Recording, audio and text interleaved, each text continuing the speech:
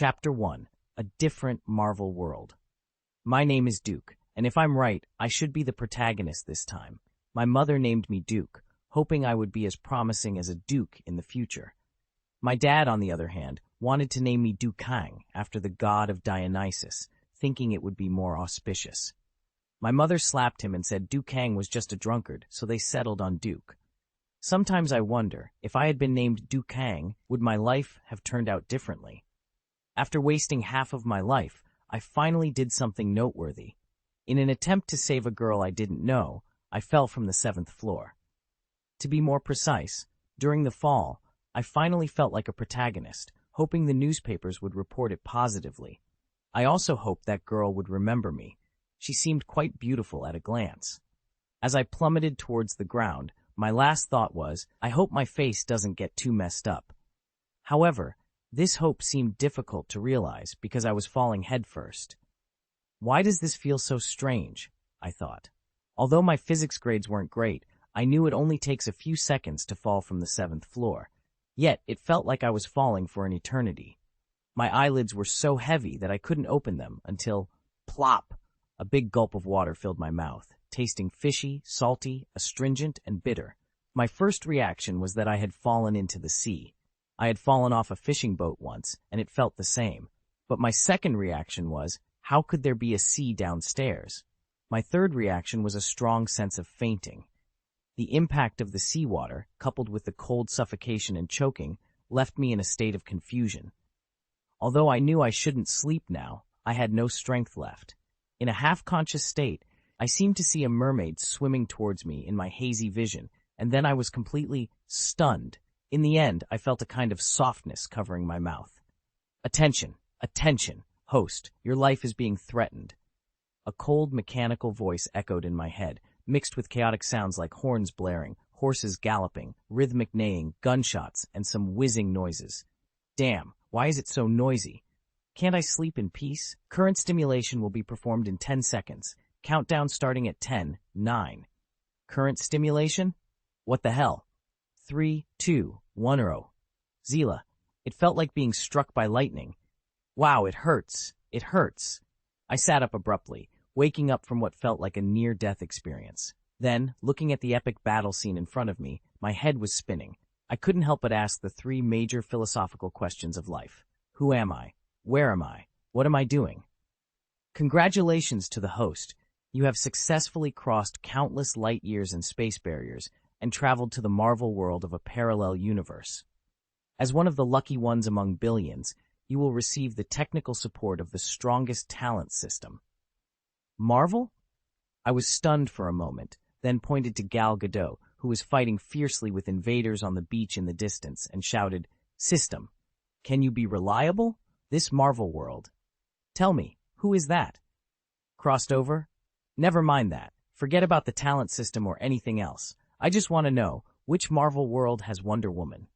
The scene in front of me was clearly the defense of Paradise Island Beach from Wonder Woman 1.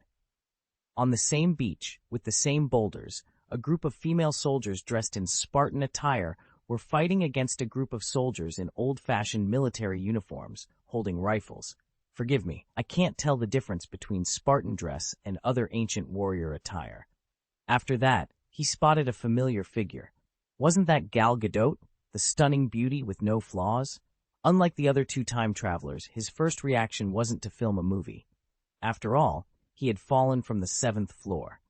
It's impossible to have a cross-country fall, right?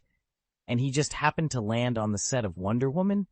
Besides, as when he fell, the movie had already been released for several years, so either he had time-traveled or he was dreaming. He slapped himself. It hurt a lot. This was real time travel. It seemed to be a DC movie. Why not Marvel? He wasn't familiar with DC, although he had seen some Marvel movies. The system kept insisting it was Marvel, which was frustrating. It has been detected that there is a movie-watching memory in the host's mind that is very similar to this world. Analyzing. After preliminary testing, 30% of this world coincides with the DC movie universe in the host's memory, and it is 60% similar to the Marvel movie universe. Therefore, this system names this world Marvel World. Please explore the specific situation, host. Duke's eyes widened in surprise. Okay, your system is the best, he muttered. Just say this is a Marvel and DC Universe crossover and save the explanation. Wait, 30 plus 60 is only 90. Where did the remaining 10% go? But now wasn't the time to worry about that. What system do you have? He asked. The strongest talent system, it replied. Explain in detail. The host's life is under threat. Please activate the novice gift package first. Gift pack for novices? Duke didn't agree immediately. Instead, he poked his head out from behind a rock to glance at the fierce battle on the beach, then quickly ducked back. Arrows whizzed by, swish, swish, bullets flew, bew, and there was a dead female warrior hanging on a rope from the cliff behind him, looking somewhat comical. This was a battlefield. This was death. Duke was terrified. First of all, I have opened a new book. As a writer who has struggled for many years, I will keep working hard. Never forget my original intention and forge ahead. Secondly, this is not a pure Marvel universe, but a story that integrates multiple movie worlds. Of course, Marvel is the main course, DC is the side dish, Transformers are the appetizers, and the rest are seasonings. Do you want to see Iron Man versus Transformers? Is it the powerful alien mechanical life, or the most brilliant genius on Earth? Lost Dr. Banner meets Teenage Mutant Ninja Turtles, Green versus Green. Avengers versus Justice League, Duke versus Superman, who will win? In this unified new fusion world, there will probably be Marvel series, X-Men series, DC series, the ones with heroines, Transformers series, King Kong Skull Island, Godzilla series, Teenage Mutant Ninja Turtles series, Revenge Behemoth, and so on. P.S. Because the timelines and settings of the DC and Marvel movie universes cannot be accurately unified, the place, time, age of the heroes, plot, etc., are all subject to the author's arrangement. Of course, the differences won't be too huge, so please don't criticize these small changes. The difficulty factor of integrating these worlds is relatively high, so there may be some small mistakes. I welcome new and old friends to point out any unreasonable parts, and I will correct them appropriately. This time, I have learned from the deficiencies of my last Marvel story and strive to write a masterpiece to give back to readers. Oh yes, now the author is called a monk. What? End of this chapter. Chapter 2, S-Class Orange Card Newbie Gift Pack. As we all know, the Novice Gift Package is based on luck and RP. If you're lucky enough, getting a red card is not a problem. There isn't one successful lucky person in a billion, and if this isn't considered an overwhelming luck index, what is? As for this strongest talent system, we'll study it later. Now is not the time to engage in academics. The bow and arrow swish, the bullet bew. Even if he hides behind a rock, what if there's a ricochet? After finally crossing over, it would be unlucky to be killed by mistake before the system was activated. Looking at the traces of dragging on the beach, coupled with the wet clothes and the messy footprints behind the rock, there is no doubt that he was rescued by the heroine and dragged behind this rock. Reminiscing about the softness on his lips before he completely passed out, could it be that the heroine gave him artificial respiration? Oh, no, don't be that man. In the next instant, a slot machine. Duke exclaimed in bewilderment. What kind of newbie gift package is this? Please press your fingerprint on the screen, a voice instructed. Is it here? Duke found the pattern of a palm flickering on the bottom right of the slot machine screen and immediately pressed his hand against it. Then countless options appeared on the screen, scrolling rapidly. He couldn't see clearly, it was too fast. But Duke could vaguely make out a few words. Magic, totem warrior, hunter, bard, assassin, paladin, EP warrior, etc. According to the host's physique, IQ, knowledge, understanding, etc., we will comprehensively evaluate the most suitable talent ability. Of course, it is also possible. The host has no talent. Damn, I'm the protagonist. How could I not be talented? When the options stopped scrolling, what appeared in the middle of the screen was, magic? My talent is magic?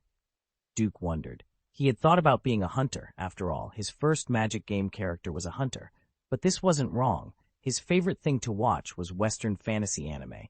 He didn't know about his physique, IQ, and knowledge, but in terms of comprehension, his basis of magic theory should be pretty good.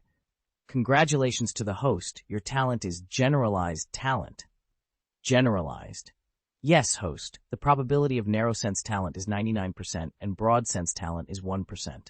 Broad sense and narrow sense refer to... Oh, I understand. Broad sense refers to the big category of magic, right? It's a large-scale type, and narrow sense refers to ice, fire, like that. Yes, host. Your talent is magic, so you will be able to learn all kinds of magic. But if the host's talent was fire, the host would not be able to learn other types. Okay, I understand. Duke nodded, feeling reassured. So this talent is my big gift bag, right? If so, it would be too pitiful. This is only used to determine the talent of the host.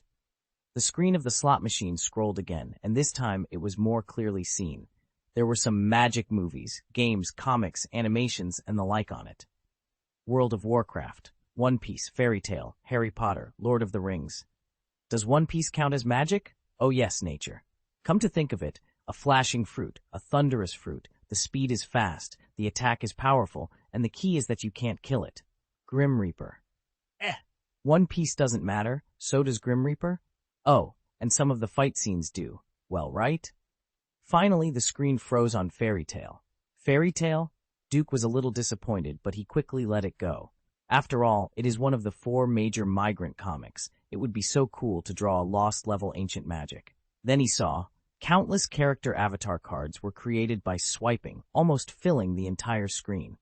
Duke knew that these were all the characters in Fairy Tail, from D-level to SS-level character avatar cards.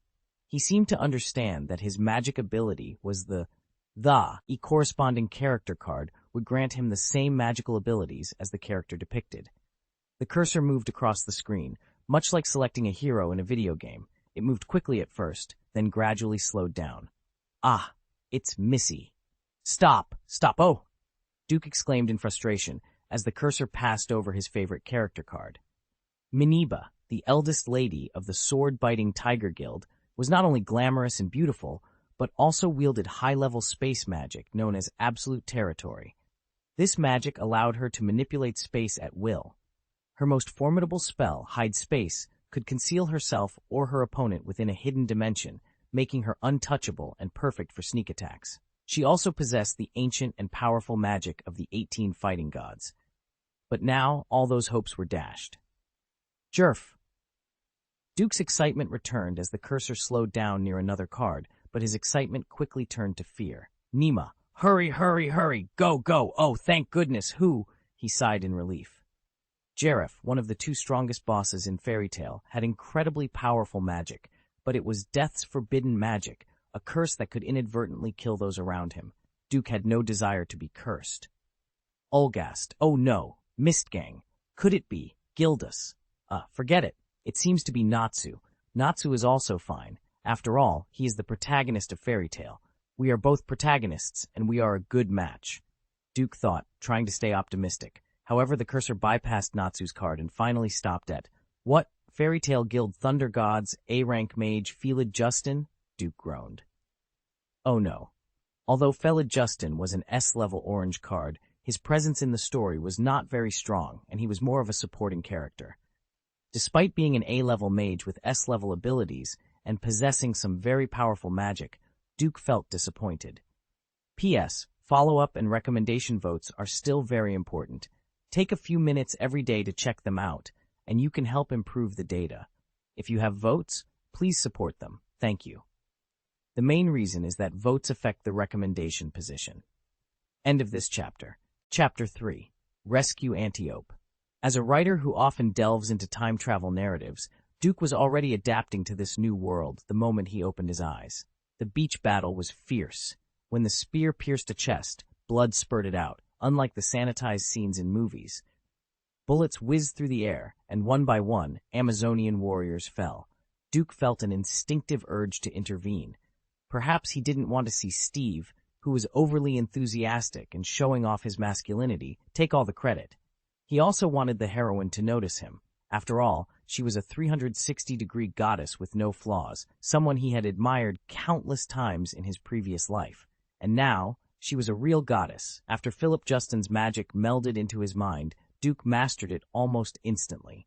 His magic was spell, and magic dark text. Spell. This allowed him to write down rules and ranges to trap those who stepped into the enchanted area. It imposed a rule on those within the barrier. If the target did not abide by it, they couldn't escape. The rule could also weaken the target. For example, writing "people who use magic will be short of oxygen" would suffocate anyone who used magic within the barrier. Magic dark text. This allowed him to write dark text on a target or himself, making the text a reality.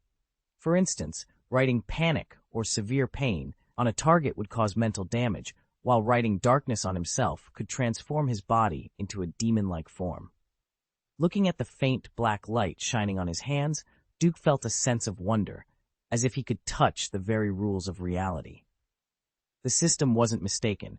Spell was a form of enchantment, a top-tier category in the realm of magic, belonging to the domain category. Its growth potential was immense. The enchantment was complex and time-consuming to describe, so Duke opted for dark text magic. He decided to bless himself first. Quickly, he wrote on his own body, "Wing," to grow wings and fly. "Reject," to bounce back any attack. "Hiss," it's hot, so hot. Casting magic for the first time, Duke felt as if his entire back was burning, the blood boiling to an unbearable degree. Suddenly, a pair of huge black, fallen angel-like wings spread out from his back, shimmering with a dark light. The battlefield was chaotic, and no one noticed Duke's transformation, except for Amazon Queen Hippolyta, who was rushing over with a team on horseback. Before she could react, Duke spread his wings and took to the sky. The wind rushed past him. Steve, who was fighting below, was shocked to see a huge black shadow flash across the ground. He instinctively ducked, nearly getting hit by a bullet. "Huh, so cool. This is what flying feels like. It's amazing," Duke exclaimed, reveling in the exhilaration of flight. Bew, boom. A bullet struck his chest, but thanks to the reject spell, it bounced off. Otherwise, he might have been in serious trouble. The impact left Duke momentarily disoriented. "All right, let's end this battle first," he decided. Straightening his body, he dove down fiercely. Damn! The soldier below was terrified. Seeing Duke swooping down towards him, he quickly picked up his gun and fired. Unfortunately for him, it was a rifle, capable of only one shot at a time. If it had been an automatic weapon, Duke, who hadn't fully mastered flying, might have been in real danger. Duke swooped down, grabbed the soldier with one hand, and flew back into the sky. "Ah, ah, ah!" the soldier screamed. "Death!" Duke wrote a dark text on the soldier, sealing his fate. "Ah, ah!" The soldier's eyes widened suddenly, his mouth agape as he stopped screaming. His gun fell to the ground, and he clutched his heart with an expression of extreme pain. Death. Make the target's heart stop beating, and then die. "It's really effective," Duke remarked with a smile as he released his grip. The German soldier collapsed onto the beach, blood trickling from his mouth. "So this is what it looks like falling from the 7th floor?" Duke mused. The soldier had died before even hitting the ground. "The dark text seems to be able to attack remotely," he noted. Duke hovered in midair, supported by his wings. He pointed the index fingers of both hands at the German soldiers. Black and purple magical symbols slowly rotated at his fingertips before shooting out, bew bew bew, striking the soldiers. A bizarre scene unfolded. The soldiers who were hit dropped their rifles, clutching their heads or squatting in terror. They shouted phrases like, "Get out! No, no, no! Don't come to me! Ah, I don't want to die, and let me go." Fear. Make the target see the most terrifying image in their heart and lose all willpower. Steve, the American team's namesake, was momentarily stunned but continued firing, his shots hitting their marks with precision. The heroine looked up at the sky, bewildered by what had just saved them. This distraction gave the German soldiers a chance to retrieve their rifles. Duke, anticipating this, acted quickly. As soon as he saw a soldier aiming his gun, he instinctively cast another spell. Absolute Defense. Resist all damage. Based on Duke's current hero-level strength, Absolute Defense can withstand a full hero-level attack, but is ineffective against legendary-level attacks. Unfortunately, Antiope was unaware of this. She stood in front of the heroine, with Duke's protective spell behind her. Even if she had seen it, she wouldn't have known what it was. "No!" A swoop. Bang! The bullet hit. "No!" The heroine screamed in terror, rushing to cradle Antiope's bleeding body. She looked at the blood pooling in her hands, feeling weak, pitiful, and helpless. No, no, no, Antiope, Antiope, ho! She tried to cover the wound, but the blood kept flowing, and she could feel Antiope's life slipping away, the blood growing colder. Diana, it is time. You must. What? Antiope, what did you say? Duke, hovering above, felt a pang of regret. He had forgotten this part of the plot, but even if he had remembered, he wouldn't have cared. What did Antiope matter in the grand scheme of things? If she hadn't rushed forward, wouldn't the heroine have died? He wasn't sure if the heroine's self-healing ability could even mend bullet wounds. Wait, this might be an opportunity. Duke's wings folded as he swooped down again. He kicked the neck of a German soldier hard with both feet, then hurried to the heroine's side. I can, he stammered, trying to say, I can save her in English. Duke was momentarily confused. The situation was critical, and he had forgotten that the heroine knew hundreds of languages, including Chinese. This was an American film, and he had subconsciously thought English was the only language spoken here. Forget it. Duke scratched his head and quickly inscribed dark symbols on the beach around Antiope. End of this chapter. Number, Chapter 4. I crashed into his plane with feelings? There is no doubt that now is the best time to make friends with Queen Hippolyta on Paradise Island and increase the favorability of the heroine. As long as Antiope is rescued, he will become a guest of Paradise Island instead of being expelled. The system had reminded him that there are two people on Paradise Island who could put him to death. One is the heroine, and the other is the heroine's mother. Of course, the mother of the heroine could only achieve this with some special equipment to improve her combat power. Therefore, he is not absolutely safe now. Although, judging from the movie, the heroine's mother is not a murderous woman, his origin is not easy to explain. Just in case, additionally, since Steve, the American team member, appeared on Paradise Island, it should be during World War I. If there is no accident, it should be 1918. In the movie, the signing of the armistice agreement is being prepared, estimated to be in October.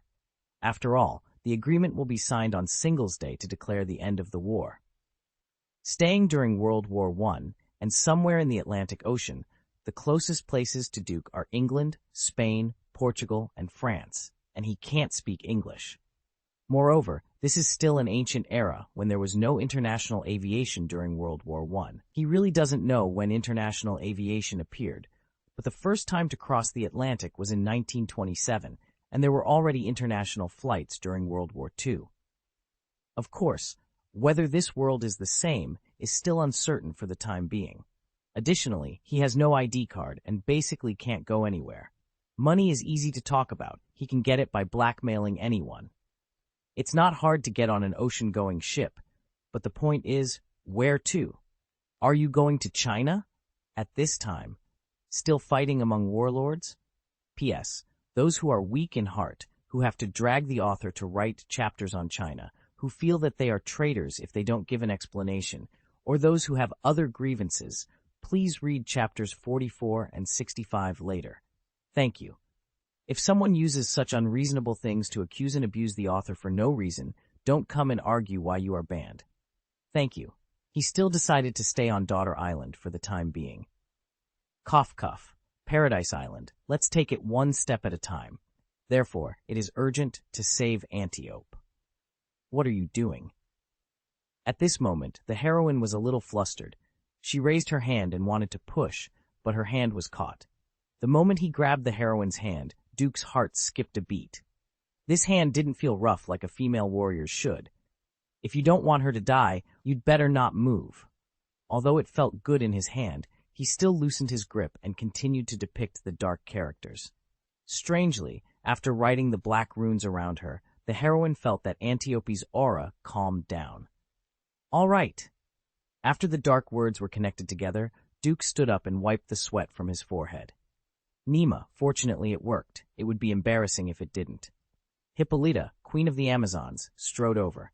Before she could ask, Duke explained first.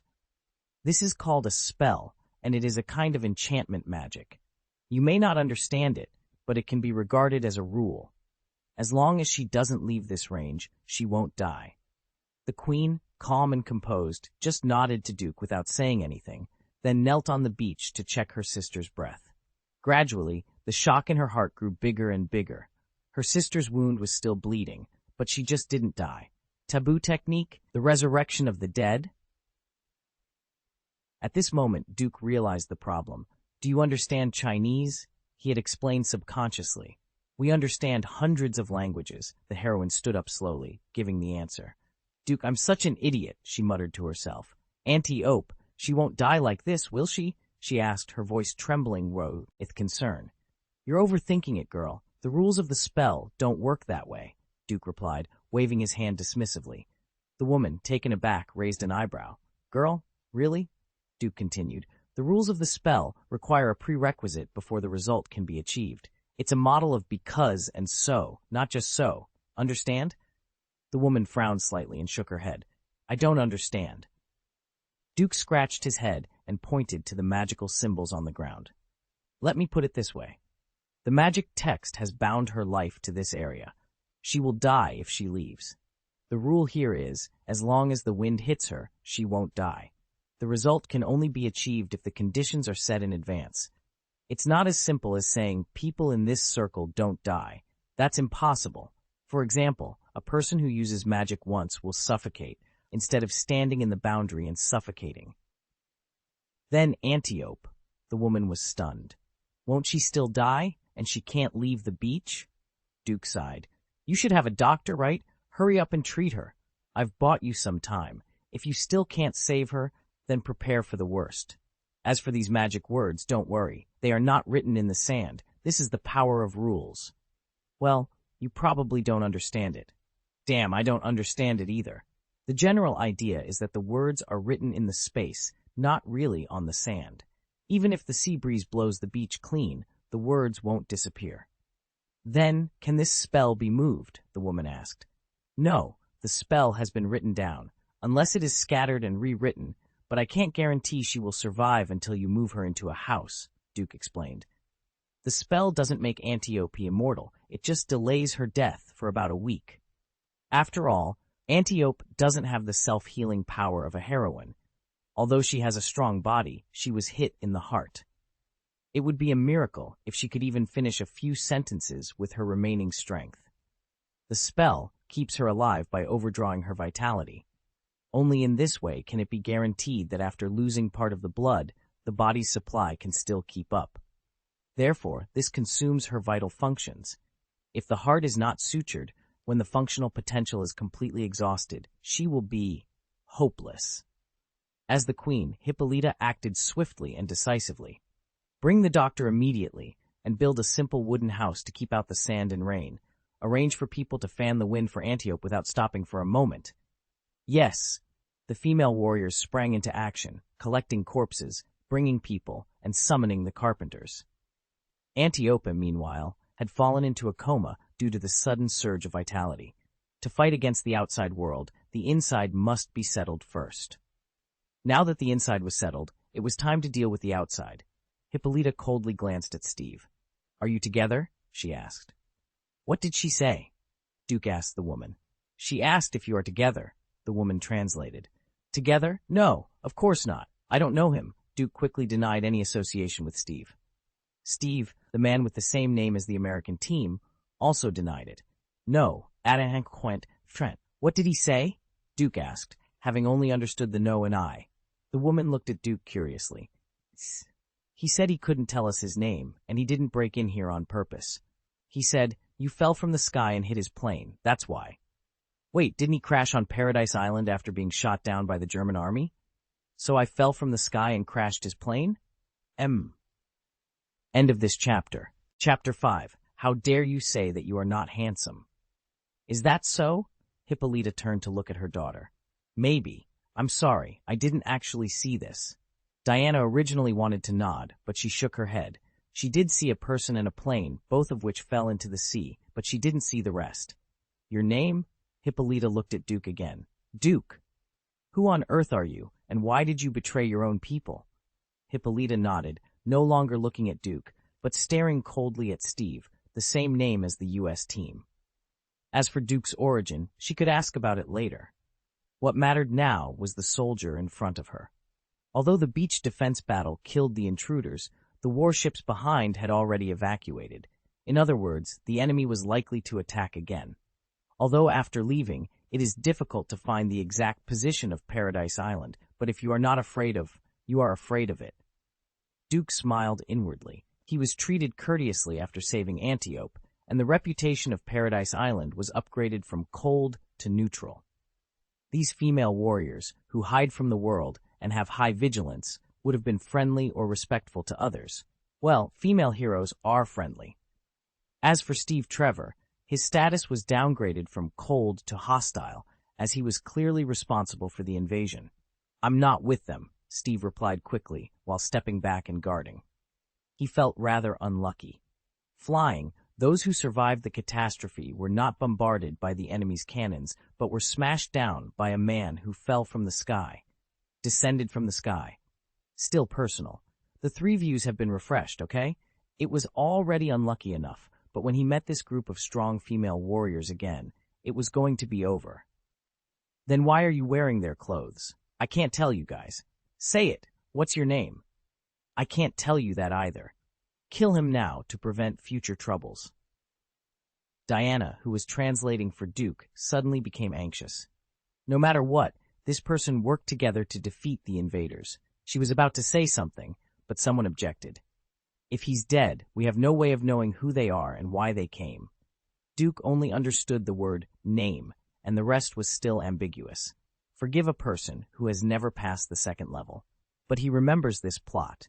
Steve couldn't tell them anything, and was finally taken to the meeting hall to play with a lasso. The one who threatened to kill Steve is the legendary Victoria's Secret supermodel, right? Vanilla. Duke turned his head to look, but he couldn't tell that this was Doubtson Crow's. He really didn't see it when he watched it the first time, but later he heard that this person was picked up. Duke went to see it again, but he still didn't recognize her. Also, with the same dress and makeup, it is impossible to tell that this is a Victoria's Secret supermodel. But her figure is really good. After all, it is said that Victoria's Secret is the second most profitable. As for the name, Vanilla, how does Pete translate? Duke used Du Niang's translation at that time, and the result he got was Venice. People's Venice is obviously Venice. Just as he was in a daze, he noticed a howl next to him, and turned his head to see that this guy with the same name as Captain America was still detained. It's so sad. "Diana, stay and take care of Antiope," Hippolyta ordered, and then saluted Duke. "Please, sir, take care of her here, and I will arrange a place for him later." Before Duke could answer, the heroine shouted, "No, mother, I want to go too." Then, "How about I go and see? To be honest, I also want to know what he did. After all, I crashed into someone else's plane." Duke knew that the heroine was worried, and his mother executed her behind her back. "Truth be told, I don't know much about medicine. The surgery has been set up. You just need to sew up the wound in time and stop for a while after the wound is." The conversation trailed off as they prepared to move forward, leaving Duke to ponder the unfolding events. "You can move out in 2 days, the healer said as she finished bandaging Diana's wounds. "As long as her life is no longer in danger, the surgery will not overdraw her vitality, but will help her heal faster." Hippolyta hesitated for a moment, then nodded. "Very well, sir. Come along." "Thank you," Diana said, nodding to Duke, who smiled without saying anything. The scene before them was reminiscent of an ancient Greek senate. Female Amazon warriors surrounded Steve, who was bound by ropes emitting a warm yellow light. Duke's eyes sparkled with curiosity. This must be the lasso of truth. "I'm Captain Steve Trevor, pilot, American Expeditionary Force, serial number 8141921, and that's all I want to say." Steve stammered, bewildered by his own words. Why was he compelled to speak? Duke, however, was more interested in the lasso of truth than Steve's explanation. This episode seemed mundane, so he took the opportunity to chat with the system. "You mean I will get talent points after killing an enemy, and the points will vary with the enemy's strength? These points can be exchanged for different talents, skills, and props in the system?" Duke inquired. "Yes, host. Additionally, when touching targets above elite level, you can randomly get talent points, though fewer than from killing, and there is a low probability of obtaining one of the opponent's talents. Killing targets above elite has a low probability of yielding multiple talents, the system explained. This was the basic ability of the strongest talent system. Understood, Duke replied. The talents, skills, and props that could be exchanged were limited to the magic system, while those obtained externally were random and could include warrior talents. Take him down first, a voice commanded, snapping Duke out of his thoughts. He saw that they were about to put away the lasso of truth and quickly intervened. Wait, can this thing really make people tell the truth? Can I try it? Duke asked eagerly. Diana looked confused, and Hippolyta was even more so. She had considered testing Duke's intentions, but felt it was inappropriate given that he was a benefactor. However, if he requested it, there was no issue. Seeing Hippolyta nod, Duke quickly reached out and wrapped the lasso around his wrist. Well, I don't feel anything. Host, I sense an absolute will approaching. Do you want to activate signal shielding? The system asked. No. Let me play first, Duke replied, coughing softly. I'm a handsome guy, he declared. The female soldiers rolled their eyes in unison. They understood Chinese and knew what he meant. How could someone claim to be handsome while holding the lasso of truth? Wait, if he was holding the lasso, did that mean it was true? How narcissistic! However, light smoke began to rise from his hand, though it was faint. Duke's expression changed instantly, and he jumped up. Damn, it's so hot, hiss!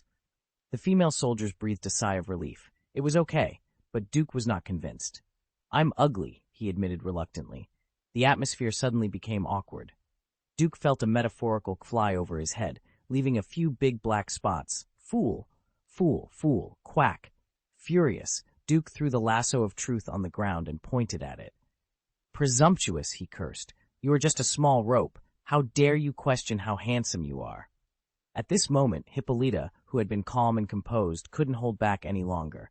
She felt her laughter bubbling up uncontrollably, threatening to break her regal demeanor. No, maintain your grace. I am the queen. End of this chapter. Chapter 6, Fallen Angel.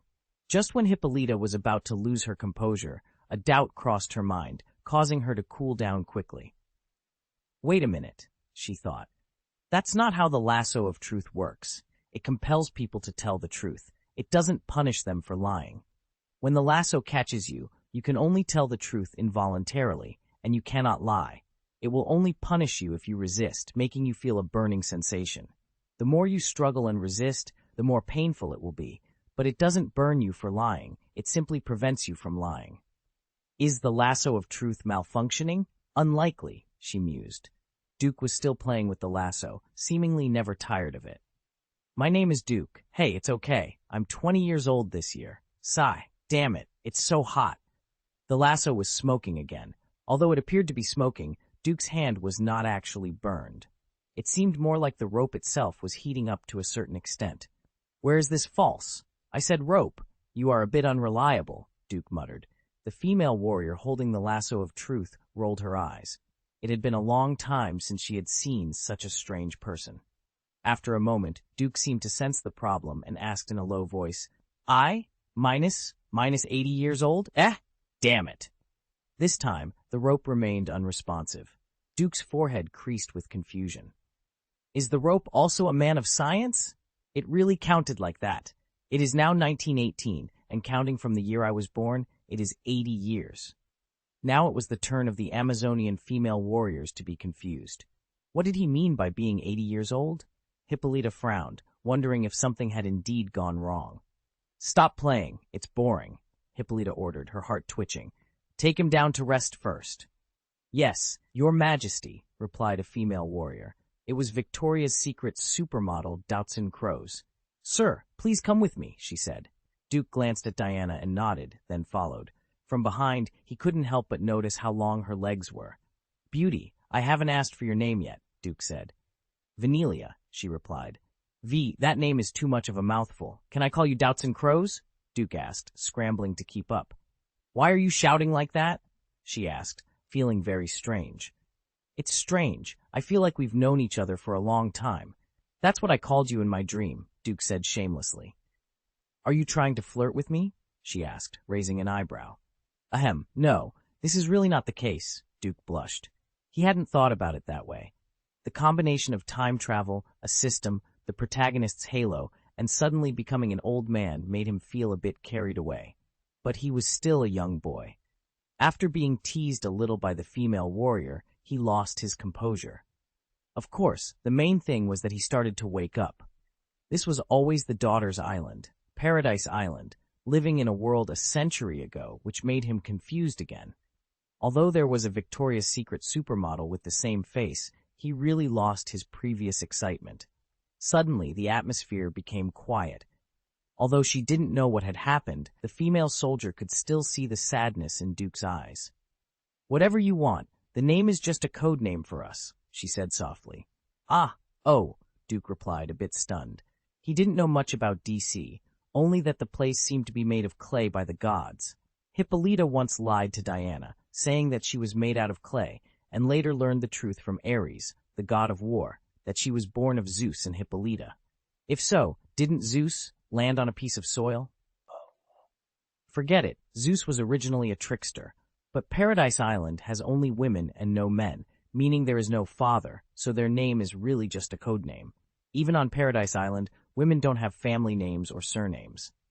"This is your room. Just use that link if you need anything," she said, pointing to a device. "Oh, good," Duke replied, noticing that the device looked like a snail, possibly used for sound transmission. On the other hand, after Duke left, there was a stir among the women. "Shall we? Let him go, soldier?" Hippolyta questioned. "So he can bring more people here?" "We cannot detain him forever, Your Majesty," the soldier replied. "Mother, please listen to me. The man spoke of endless war and millions of deaths. It must be the work of Ares," Diana insisted, ready to fight. "What are you talking about, Diana?" Hippolyta asked, confused. "Sorry, Senator, but the man described horrors only Ares could create. We can't just let him go. We have to follow him," Diana explained. Hippolyta shook her head. "I will not send our people to fight their wars, leaving Paradise Island unprotected." "This is not just their war. Humans, created by Zeus, are righteous, wise, strong, and full of passion," Diana argued.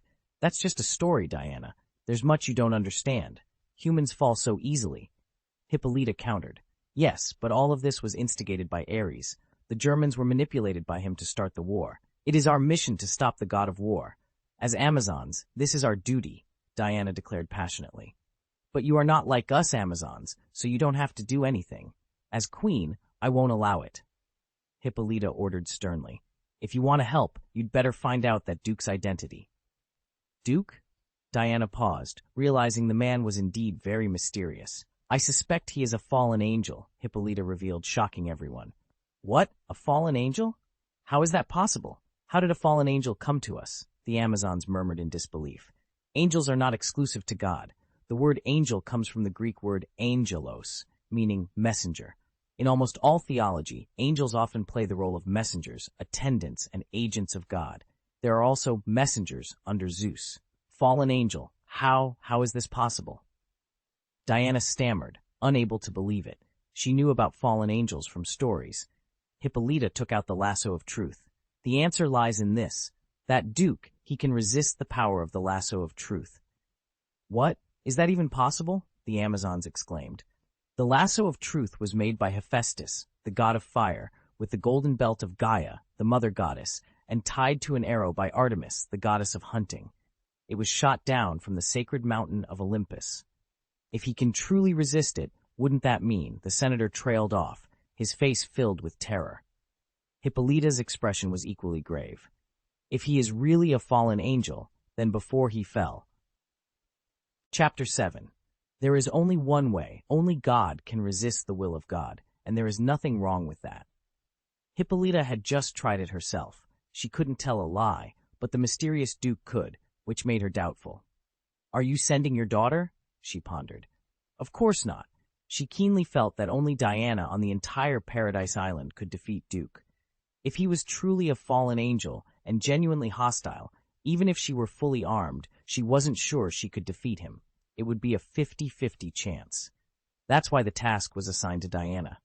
If she tried it herself, Duke would probably be alerted, but Diana wouldn't, because even a god couldn't resist Diana's beauty.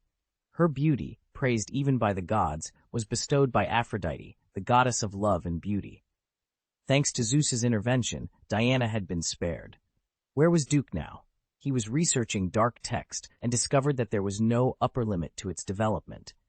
The effects of different text arrangements were completely different. For example, darkness and darkness. Diablo was forbidden magic, transforming one's body into a demon-like form with entities.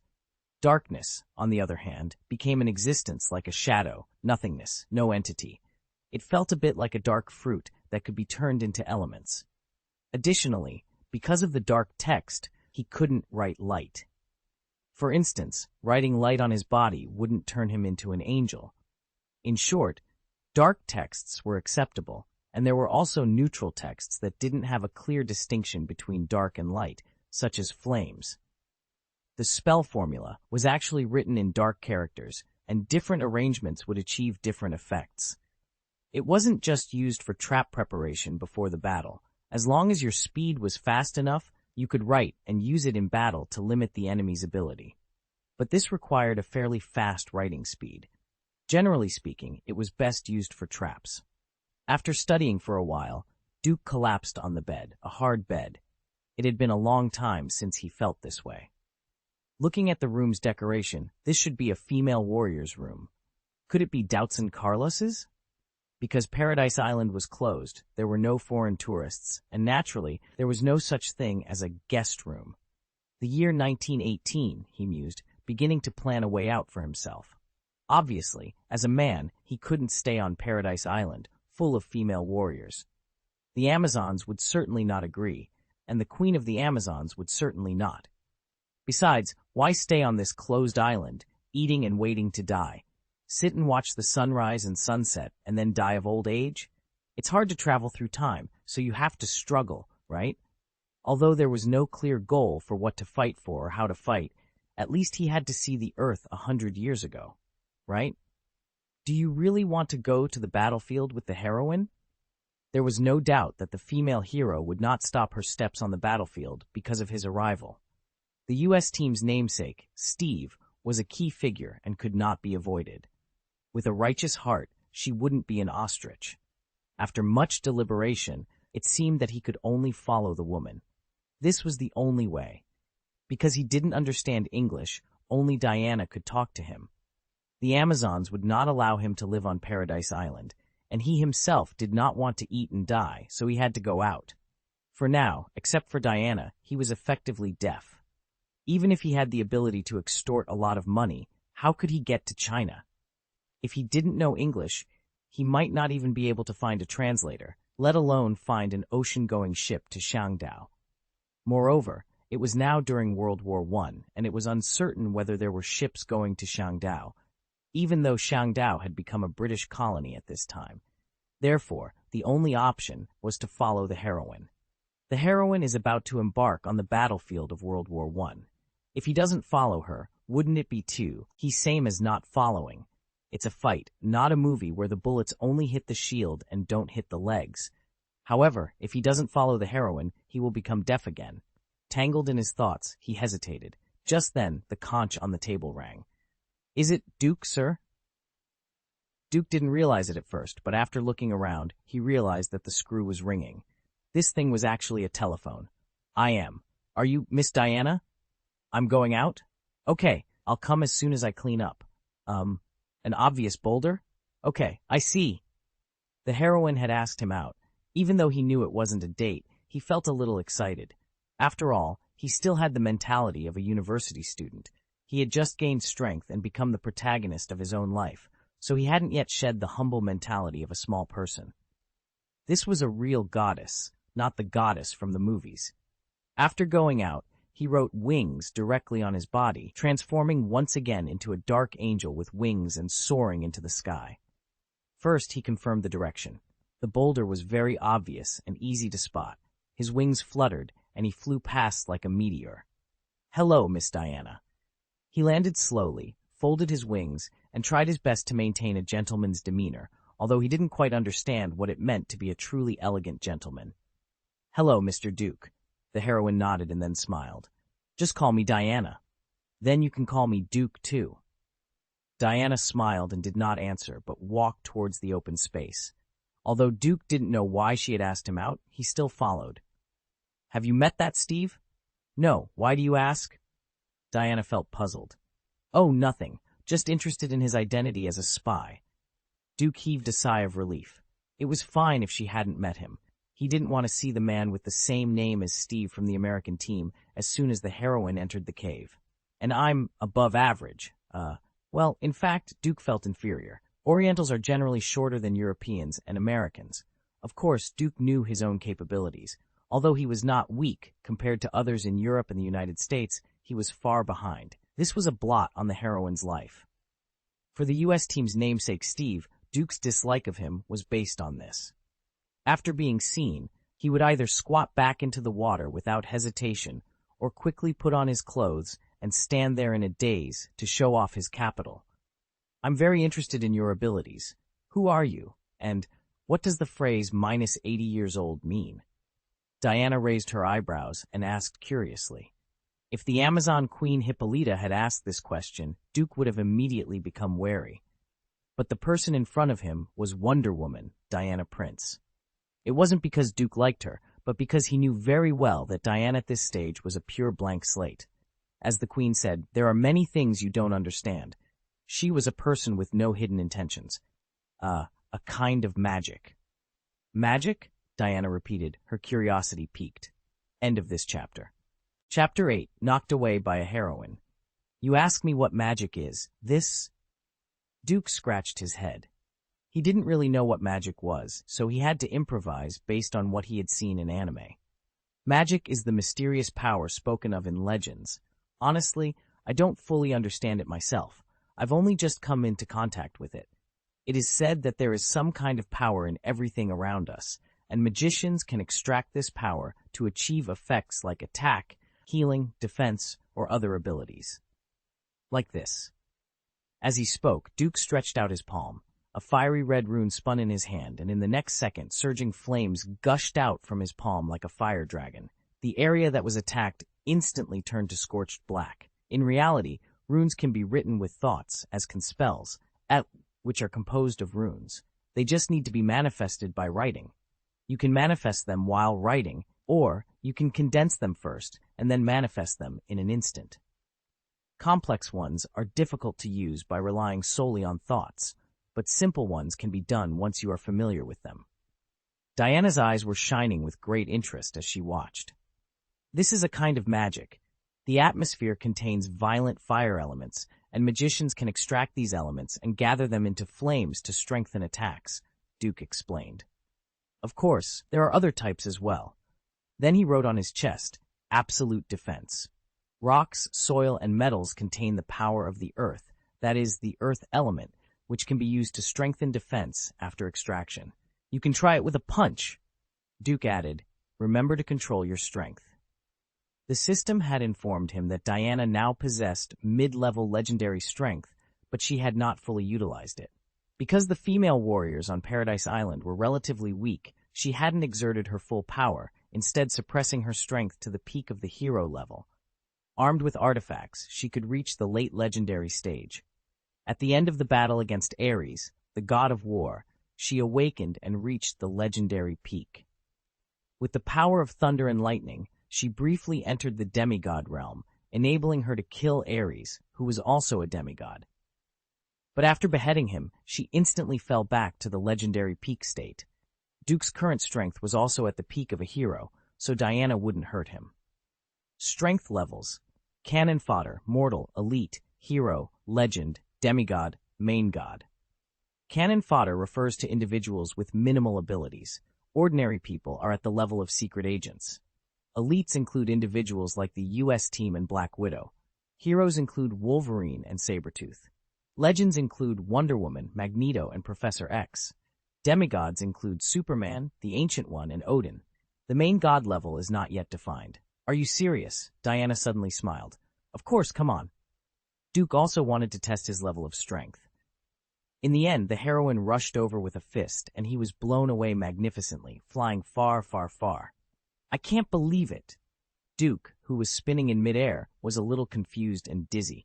Of course, he wasn't injured, but the absolute defense was still broken. This proved that the heroine had used the power of the hero's peak level and smashed it with one blow.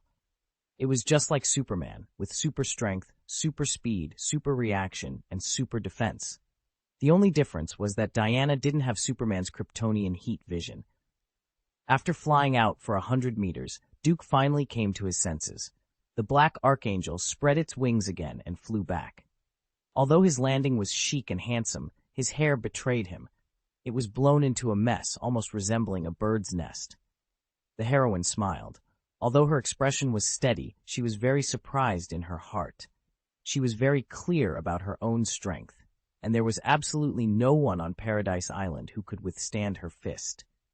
Duke was a terrifying existence that could endure her blow. If this punch hits someone, it won't just send them flying, it will punch right through them. But Duke was merely sent flying and landed unscathed. He muttered, "Is this the power of magic? So you're a magician, not a fallen angel?" Diana asked, her expression now one of simple curiosity. "Fallen angel?" Duke was momentarily stunned, then seemed to understand. "Is it because of the wings?" he asked. "I'm sorry, but my magic is called dark text, so my wings are black. I would prefer them to be white and become an angel, but unfortunately—" Duke shrugged, expressing his helplessness. "The power of darkness?" Diana frowned. "Amazons are born to stand against evil, shouldn't they? There is no absolute evil, and dark forces can also do good deeds." "Diana, there have never been evil forces in this world, only evil people," Duke explained. "No, the humans created by Zeus are just passionate," Diana began, but Duke waved his hand to interrupt. "Diana, your mother is right. Human beings are easily corrupted because they are a mix of good and evil. They are easily seduced by external temptations and can degenerate into bad people. It's easy to fall, but hard to climb back up." "Feel the dark text and you'll understand," Duke said. "Evil and justice, dark and light." Although his magic is based on the dark text, there is no inherent difference between evil and justice. Of course, the power of evil has never existed in this world, was something Duke said to fool Diana. There truly is a power of evil in this world, the kind that can't be influenced even by the most powerful magic. "Wings," Duke silently wrote on Diana's body. "Be careful. When I cast it for the first time, I felt like the blood in my entire back was about to boil, maybe." Swish, the wings of the Archangel of Darkness grew. "How does it feel?" Duke asked. "It's okay. I didn't feel the blood boiling," Diana replied as she shook her wings and flew into the air. Duke was stunned for a moment. Could this be because of her divine blood? After all, she has the blood of Zeus. From a purely DNA level, he was indeed far behind Diana. He spread his wings and chased after her. In fact, Diana could already fly. The god Hermes had given her super speed and the ability to fly, but she had never flown, only performed large jumps like Dr. Banner. "How about it? Now it proves that I'm not a fallen angel," Duke asked with a smile after catching up. "I never doubted it from the beginning," Diana shook her head. She had never seen a fallen angel, but instinctively she didn't think Duke was one. "Oh," Duke also smiled. "Want to race?" Diana asked. She suddenly felt a sense of relief, the feeling of breaking free from bondage, enslavement, and restraint and freely controlling her own life. "Okay." The two sped up, one running and the other chasing, sometimes leading and sometimes falling behind, never tiring of it. Duke suddenly wanted to recite a poem by Lao Bai. "In the sky I wish to be a lovebird, and on the ground I wish to be Leon Ligi." The female Amazon warriors below raised their heads in bewilderment. "What is that?" Queen Hippolyta frowned even more tightly. End of this chapter. Haber, Chapter 9, A Whole 100 Years. Finally free from the fallen angel setting, Steve Trevor found himself in a peculiar cave, happily splashing around in a bath. The water was a light blue, glowing with an almost ethereal brightness. Stranger still, the water seemed to flow upwards. Just as Steve was getting out of the bath, a figure entered through a corner of the cave, startling him. He instinctively tried to cover himself. "Damn it!" Duke exclaimed as he walked in, stunned by the sight. "Seriously? Showing off in front of me?" Duke, with a dark expression, mimed pulling up his pants and pointed to the entrance. He couldn't speak English and was worried that Diana might walk in and see something she shouldn't. He never expected to walk in on this scene himself. Steve, realizing that Duke didn't understand English and he didn't understand Chinese, still got the message from Duke's gestures. Hastily, he got out of the bath and put on an apron. Duke immediately called out, "You can come in." Diana entered. On the way to the cave, Duke had instilled in her some traditional Chinese ideas about the differences between men and women. For example, women shouldn't casually watch football with men, kiss men, or cuddle with them.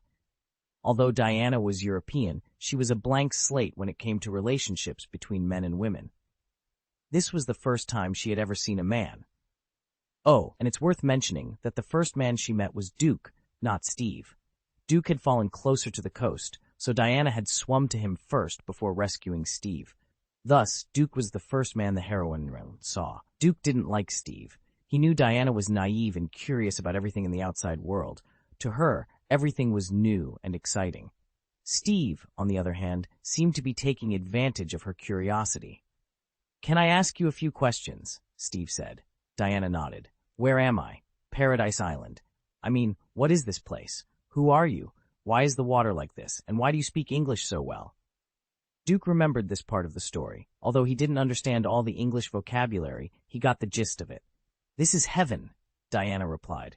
"What?" Steve frowned. Diana smiled, understanding the confusion. "We are a bridge to promote the peaceful coexistence of mankind." "Okay," Steve said, still a bit confused. "Thank you for saving me from the water. So what now?" "I tried to convince them to let me go with you or send someone from the Amazon, but my mother wouldn't allow it. I can't blame her. I wouldn't want someone I care about to go near a battlefield." "Then why do you want to go back?" "Nobody wants to go back to the battlefield, right? But you have to try. My dad used to say, if you find something wrong in this world, you either stand by or do something about it. And I've been standing by and watching for too long." Diana was silent for a moment, then turned and left. Duke followed her slowly. "Hey, thanks for crashing my plane and letting me see a different world," Steve called out to Duke as they were about to leave the cave. After Diana translated, Duke replied with a grin, "I hope it wasn't my ass that hit your propeller." Diana couldn't help but smile and didn't translate Duke's response, leaving Steve puzzled. Steve stood there, bewildered. "What?" After leaving the cave, Diana and Duke didn't go back to rest. "So you've decided to go to war anyway?" Duke asked. Diana didn't answer directly, but said, "It is the responsibility of the Amazons to protect the peace of the world." "So you're going to get your gear now?" "How do you know?" Diana wondered. "Your eyes are full of determination," Duke said, extending his V-shaped fingers to point at the heroine's beautiful eyes. "Aren't you going?" "Go? Where? The temple. You mean the battlefield?" she asked. Duke sat on a rock with a smile, patting the space beside him and motioning for the woman to sit down. It wasn't until Diana sat next to him that he spoke again. "You know, I'm not from this world," he said, using to gauge her reaction. He knew that the phrase -80 years old was a trap. Even if she didn't ask now, she would eventually, once she remembered. It was like a thorn, a small stone, lodged in the heart, causing discomfort. So Duke decided to take the initiative to explain, albeit with some embellishment. However, what puzzled him was the lack of shock on the woman's face. "Aren't you surprised?" he asked. "Why should I be surprised? This world is just a point of intersection in the multiverse. Because of an ancient agreement, the god Odin of the Aesir Protoss left Earth to create Asgard, ruling the 9 major kingdoms today," Diana said matter-of-factly. She felt a twinge of regret. If the Olympus Protoss had also left, wouldn't they have avoided their current downfall? But alas, time does not move backward. Duke scratched his head, realizing that gods coming from various planets wasn't surprising to her. "My world is very peaceful, but I have also experienced World War I and World War II. There are no such Protoss, or maybe there are, but I don't know. After all, I am just an ordinary person in that world, even more ordinary than that spy. When I saw the spy's clothes, I knew it was World War I, and it was 100 years away from my world." Diana understood. "You are 20 years old, so you say you are -80 years old." "Ah," Duke confirmed. "Then how did you get here?" she asked, curious. "If you ask me, I don't know. In my world, I'm just an ordinary college student who hasn't graduated yet. I accidentally found a copy of Fa Shen notes in my ancestral house and became interested. I followed the instructions, and who would have thought? I ended up here," Duke explained, waving his hand dismissively.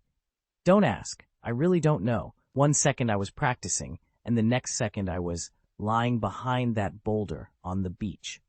Diana was silent for a moment. To tell you the truth, that was my first time fighting, and it was also my first time killing people. End of this chapter. Chapter 10, Aunt's Transfer. Me too, Diana nodded. Oh, it seems we have something in common, Duke smiled. Then, an awkward silence fell between them.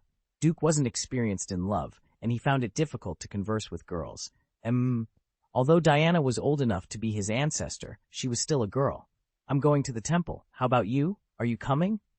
Diana asked with a smile. No, this is the duty of us Amazons. What about you? Where do you plan to go after you leave? Diana's words hinted that Paradise Island did not welcome men to stay. Duke scratched his head. This is a strange era for me.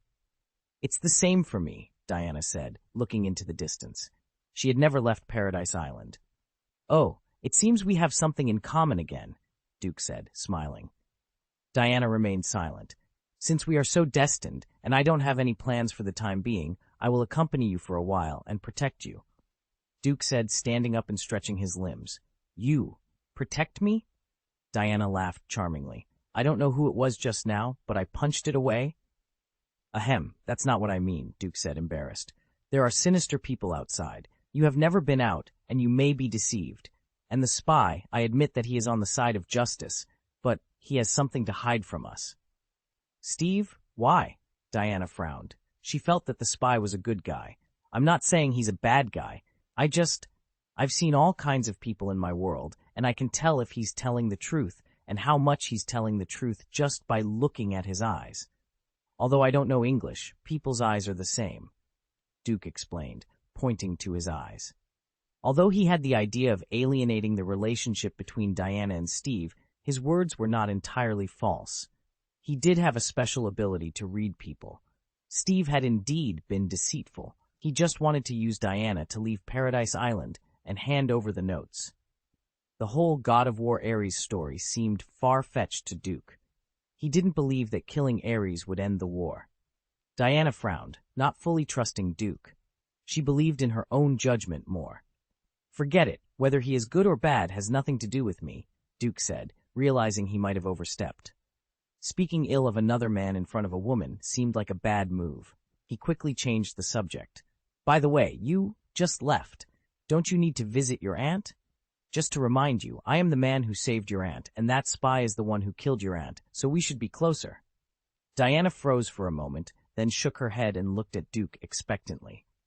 She'll be fine, right? Don't worry, I'll go see her, Duke said, spreading the wings of the dark angel again. By the way, where do we meet? Southeast. There is a small boat. Understood, Duke said, then flew into the sky. Diana watched him leave, then turned to look at the location of the temple and ran. After a few big jumps and a few ups and downs, she climbed into the temple with her bare hands. Ding! Obtained Mantra Lasso 1. Obtained God's Slayer up 1. Obtained Divine Shield 1. Obtained God's Cloak 1. Inside the cave, Steve was figuring out how to escape. Unfortunately, he had no map and the compass had failed. Frustrated, he threw it aside. He didn't know if the special environment of Paradise Island caused it or if it was destroyed in the crash, but it no longer worked. When Diana appeared, he was startled, thinking that the Amazon female warrior had discovered his escape plan. His heart pounded in his chest. It's a nice thank you. I can tell you how to leave the island, but you must take me to Ares. Ares? This woman seems perfectly sane, and she is quite beautiful. However, this is an opportunity. Okay, it's settled. At the other end, Duke galloped over and slowly landed on the beach, startling the female Amazon warriors who were still there. After recognizing him, they all nodded respectfully. Mr. Duke. Hello, Duke replied, smiling. How is she? The low G cabin built for her was very simple, just a square box. Only the top boards were tightly assembled, with large gaps around the sides. The top was to keep out the rain, and the sides allowed the wind to blow through. Doctors had already treated her wound. To Duke's surprise, even with such a severe injury, she had woken up in less than half a day. The Amazons were indeed incredibly strong. But then again, Antiope was the sister of Queen Hippolyta and the most powerful warrior on Paradise Island, second only to the heroine. Antiope was already conscious and staring at Duke. She still had a faint memory of him, especially the way his wings soared into the sky. Listen to them. You saved me. Cough, cuff. Saved me. Thanks, cough. If it wasn't for you, Duke hurried forward. Okay, you are injured. You'd better rest more. Let me see your injury. Although the wound was near her heart, there was nothing embarrassing about it. The bandages were tightly wrapped, and nothing could be seen. Duke sensed the injury through the flow of magic. Well, the situation is better than I expected. You can probably leave by tomorrow morning. Thanks. You're welcome. Where's Diana? Is she leaving? You don't have to hide it from me. I understand her temperament. I've heard about it. My sister, give this to her for me. As she spoke, Antiope slowly took off the starlight crown and handed it to Duke. He patted his palm lightly. Take care of Diana for me. Duke was stunned but nodded. I will. Is this an aunt sending off her niece? The starlight crown still ended up in the hands of the heroine. In the original plot, Antiope died, and Hippolyta handed it to the heroine, but now it was his responsibility. Don't worry, as long as I'm here, no one will hurt her. A man. Thank you, ho ho ho. Although her heart was sutured, Antiope still gasped heavily after saying this. She needed to rest. End of this chapter. Chapter 11. Thought they were siblings. When Duke flew to the boat, Diana was already waiting there. To his surprise, besides Steve, who was pulling the cable, there was also a familiar figure, Doubtson Carlos. Why is she here? Does she want to go too? Duke wondered, but there was no time to dwell on it. Diana walked over, and before she could speak, Duke reassured her. The recovery is much faster than I thought. She has woken up, and according to my judgment, she can leave the surgical range tomorrow. That's great, Diana replied, visibly relieved. Oh, by the way, she asked me to give this to you, Duke said, handing over an item. Starlight flying crown? Diana held it tightly. It was a symbol of the strongest warrior. She could feel Antiope's expectations for her in it. Let's go, Duke urged. Ah, Diana responded, but just as they turned around, the sound of galloping horses echoed behind them. Duke shrugged. It seems we can't leave just yet. Seeing the Amazon Queen approaching, Diana gritted her teeth and stepped forward to face her. I have to go, Mother. Innocent people are dying, and I can't sit idly by. If no one in the world resists Ares, then I must go. Duke watched from the side, observing the determined expression on Diana's face. At this moment, she was still very simple, stubborn, and persistent. I know, at least I know I can't stop you, the Queen said slowly, dismounting her horse and walking towards Diana, her eyes full of nostalgia. There are so many things you don't understand. I know enough. I'm willing to fight for those who can't protect themselves, just like you once did, Diana declared. Duke thought to himself, you really don't understand a lot, Diana. You should listen to the wisdom of the elders. You know, if you choose to leave, you may not be able to come back, the Queen said, her voice breaking with emotion. Tears welled up in her eyes as she faced the reality of her daughter leaving her sight like a kite with a broken string. What's the use of my staying? Diana asked. Be careful in the world of men, Diana. They are not worth your saving. You are my love, and today you are my greatest sorrow, the Queen said, her voice filled with sorrow. The mother and daughter shared a simple farewell, and Diana turned around, striding away towards the human world. Goodbye, ma'am.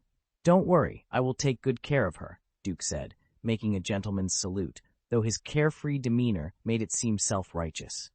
The Queen just nodded, looking at him calmly without speaking. In her eyes, her daughter's departure was not because of this unknown person in front of her, but the sacrifice of tens of millions of lives outside. This person was just an accident. With or without him, her daughter would leave. Furthermore, he was the one who saved her sister. Feeling a bit awkward under her gaze, Duke smiled sheepishly. Goodbye, and turned away. Just then, the Queen called out loudly, Who are you? Duke, with his back to her, waved goodbye. A homeless person? The Queen was left pondering his words. The cool breeze blew day and night, gently guiding the boat away from Paradise Island. Under the moonlight, the boat gradually sailed away. Diana looked at the hometown where she had lived for countless years, watching until her mother's figure became smaller and smaller and finally disappeared under the cover of fog. Clearing her slightly depressed mood, Diana turned around and saw Duke chatting with Doubtson Carlos. "Carlos, why are you here?" Diana asked. "I think you are quite interesting. Going out might be a kind of exercise," Doubtson Carlos replied. Duke felt a pang of depression. Was it possible that the Victoria's Secret supermodel in front of him was about to die on the battlefield? She didn't have the powerful combat abilities of a heroine, and the system had told him that this supermodel was only at an elite level. The level of the Black Widow, even if she were to appear on the battlefield of World War I, would be insufficient to ensure her survival. Without the magical equipment of a heroine, she would be risking her life. "Carlos, Vanelia, when did you change your name?" Diana asked curiously. "He changed it for me, Doubtson Carlos. I suspect he has ulterior motives," Vanelia replied, laughing to herself. "One Duke, one Duchenne. People might think we're siblings." Diana shook her head, bored, and then turned to Steve. "How long before we arrive at the battlefield?" "Which battlefield?" Steve asked, still tying cables to reinforce the small sailboat that looked like it could collapse at any moment. "The battlefield on the Western Front in France stretches over 400 miles from the Alps to the North Sea," Steve explained. "Then take us to the most intense part of the battlefield," Diana said, her fighting spirit evident. The two began to converse in English, leaving the Duke to rely on Doubtson Carlos as an interpreter. It was peculiar. The system had clearly stated that when touching a target above elite level, there was a low probability of acquiring one of the opponent's talents. Despite meeting the heroine many times, he had yet to acquire any talent from her. According to the system, when contacting someone of a higher level, the chance of acquiring talent was almost zero. But Doubtson Carlos was only at the elite level. Even on the island, after shaking hands with the female warriors one by one, he hadn't acquired a single talent. Language talent is also a talent, right? Amazonians are born with the ability to speak hundreds of languages, which is a common talent, yet he still failed to acquire it. The probability was indeed very low. "Take me there. I'm sure I can find Ares," Diana insisted. Steve stopped what he was doing and turned to look at Diana. This pretty girl, could she really be mentally ill? But then again, a secluded island full of mighty warriors in ancient costumes, and that mysterious man who conjured wings and smashed his plane, all of this was challenging his understanding of the world. His worldview hadn't collapsed, thanks to the high-intensity pressure training over the years. "God of War Ares?" Steve asked. "It is our duty to find him. Only the Amazons can defeat him with this sword. Once I defeat him, the war will be over," Diana declared, still a naive girl at heart. I appreciate your enthusiasm, but this war is a mess, and there's nothing you and I can do. We should go back to London first and find someone who can change the situation," Steve suggested. Despite his refreshed worldview, Steve still didn't believe that war was caused by the god of war. He didn't think killing Ares would end the war. War was caused by human greed, not by some so-called god of war. Duke interjected at the right moment. "Well, I told you he wouldn't take you to the battlefield. His goal is to get out of here and hand that notebook back." He smiled, not wanting the heroine to develop any favor towards Steve. End of this chapter. Chapter 12. Captain Duke Sparrow. Hearing this, Diana frowned and looked at Steve with suspicion. She wasn't a fool. She could sense the underlying rejection in Duke's previous words. "What's wrong?" Steve took a step back. Although he couldn't understand Chinese, he instinctively knew that Duke had said something unfavorable about him. Doubtson Carlos also stood up, gripping his sword and glaring at Steve. The situation was tense. Steve didn't know what to say because he didn't understand the language. Duke smiled and shifted his position, turning to face the two of them. "Don't be angry, Diana. Although he still wants to use you to leave Paradise Island, that notebook is indeed very important. It contains information about a deadly poisonous gas. Once released on the battlefield, it could kill tens of thousands or even hundreds of thousands in an instant." Doubtson Carlos pursed his lips, stunned. Tens of thousands. There weren't even that many people on the entire Paradise Island. Diana's expression changed. She extended her hand and said, "Let me see the notebook." Steve froze. "How do you know about the notebook?" He then looked at Duke suspiciously. "Was it you?" Duke made a gesture of spreading his hands. Be careful, this notebook is very important. Although Steve was reluctant, he took out the notebook and handed it to Diana. Upon opening it, she saw texts written in Turkish and Sumerian. This is a formula for a new type of gas, mustard gas, with hydrogen replacing sulfur, Diana said. She didn't fully understand the implications, but she knew it was dangerous. Exactly. Given the equipment used during World War I, gas masks at this time can't stop hydrogen-based gas. Once released, people on both sides will die miserably, Duke explained. Diana, don't blame him. After all, he is just an ordinary person. He doesn't believe in the existence of the god of war. So, in his opinion, it's a joke that you are going to kill Ares. Diana understood Duke's reminder and then threw the notebook back at Steve's chest. She felt like she was being treated as a clown. Steve felt very frustrated, hindered by the language barrier. Dush and Carlos translated only the first half of the conversation. World War I? What does that mean? Steve was confused. The term World War I was coined only after the outbreak of World War II. Diana was very angry. She felt that her enthusiasm was being mocked. She leaned on the bow of the boat, lost in thought. There's no need to be angry. Even if I hadn't come into contact with the Fashen notebook, I wouldn't know that such a magical world exists above mortals, Duke comforted her. Diana remained silent. The well frog can't talk about the sea. The summer insect can't talk about the ice. How can the sparrow know the lofty aspirations? His vision is limited by his education, knowledge, and cognition. You can't blame him for that. You should know that you are not on the same path, Duke said, shaking his head. Steve, feeling more frustrated, sensed that Duke was talking bad about him again. The Amazons clearly favored Duke over him, and he knew it. How do you see that he has no intention of helping us find Ares? Duke and Carlos asked. Do you believe that World War II will break out? Duke responded. World War II? What, the outbreak? Duke and Carlos asked in confusion. Such a war will happen again? Diana pricked up her ears. Duke had mentioned his world was one of both World War I and World War II. Could it be that this time she couldn't stop Ares, the god of war? Do you believe it? Duke asked. Duke and Carlos shook his head. See, you don't even believe that World War II will break out. How can he, a mortal, believe in the existence of Ares, the god of war? From the beginning, he didn't think about killing Ares, Duke concluded. Ares. He even wondered if Diana was mentally ill. He just wanted to use Diana's light to leave Paradise Island and complete his mission. Beside him, Diana wrinkled her nose in anger. Don't be so straightforward, she said. Steve Bell inked and then understood. Of course, his essence is still on the side of justice. After finishing speaking, Duke stopped talking, stood up, and walked to the side of the boat.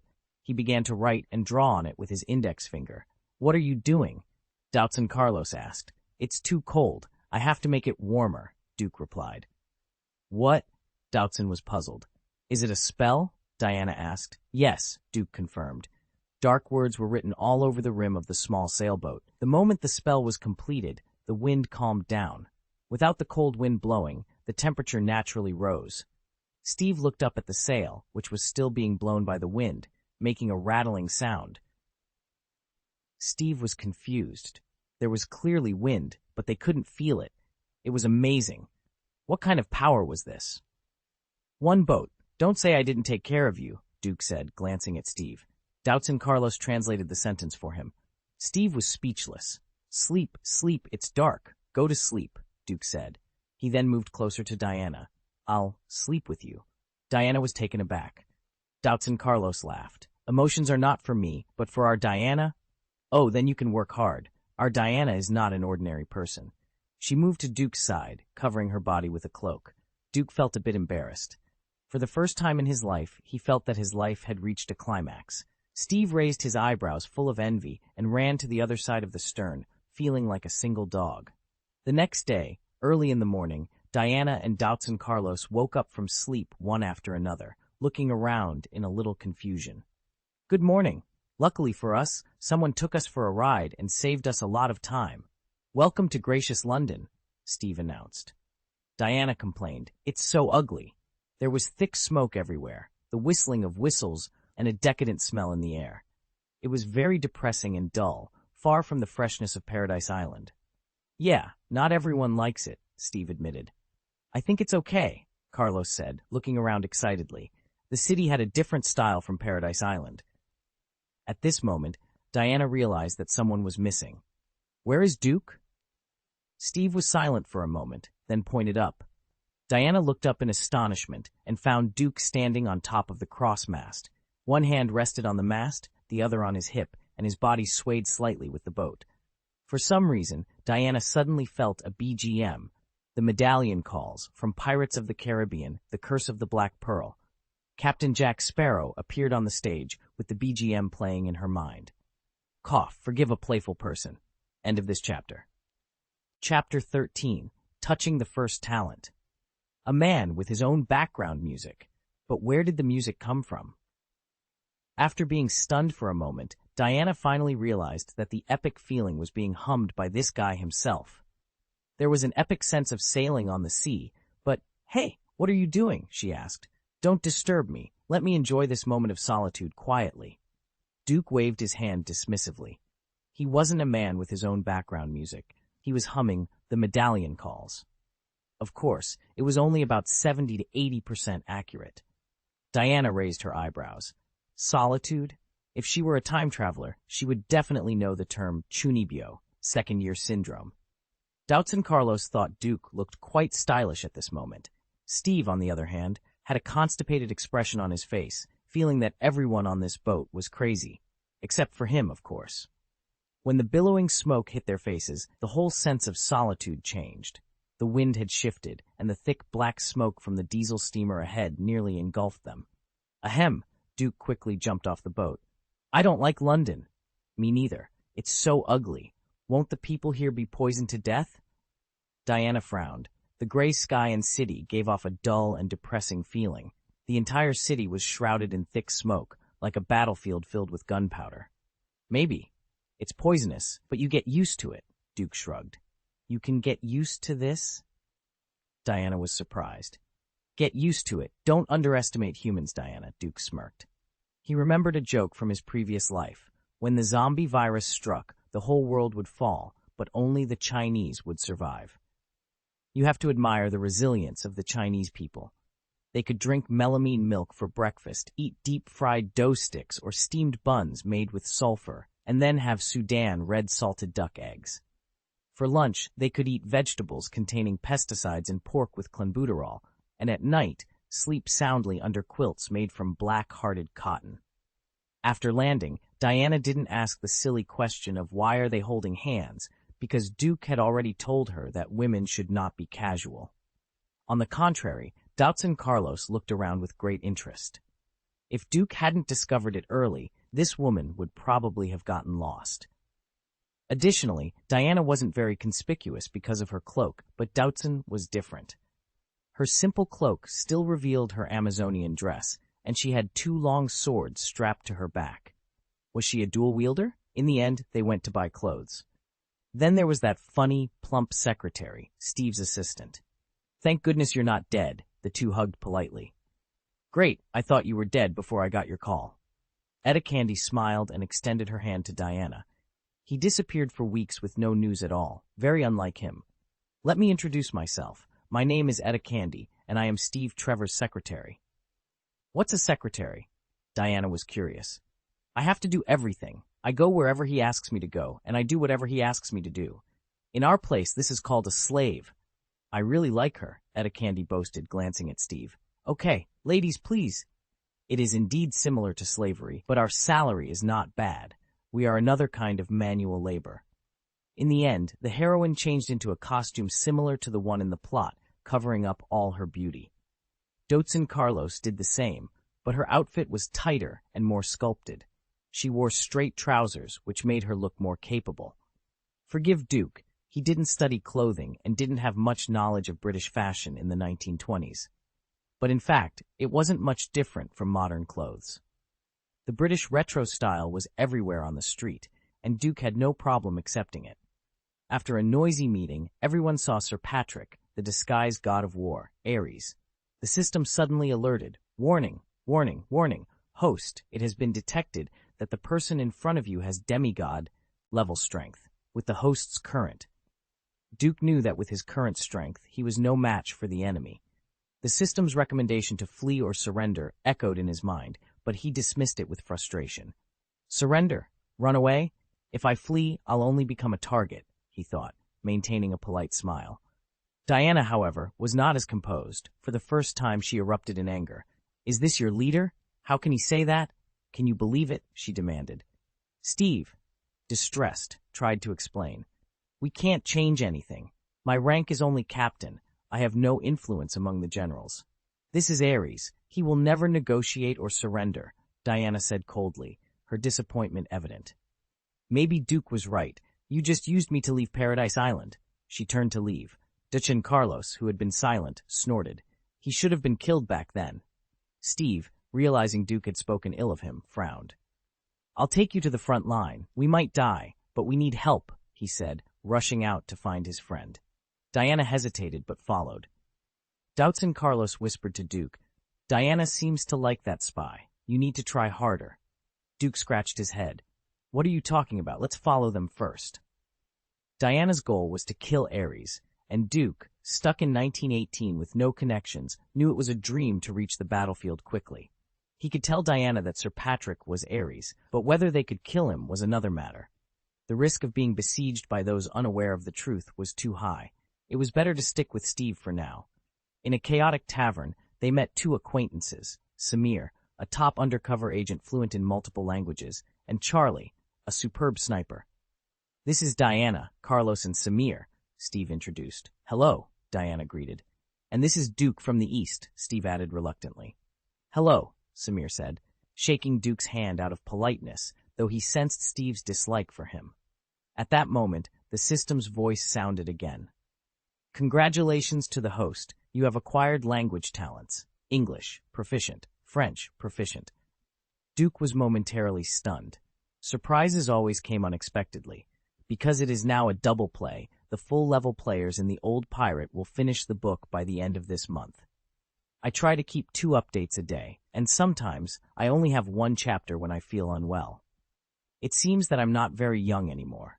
Double opening really makes my mind a little messy, and I often write the wrong protagonist's name, but fortunately, I will get used to searching. End of this chapter. Chapter 14.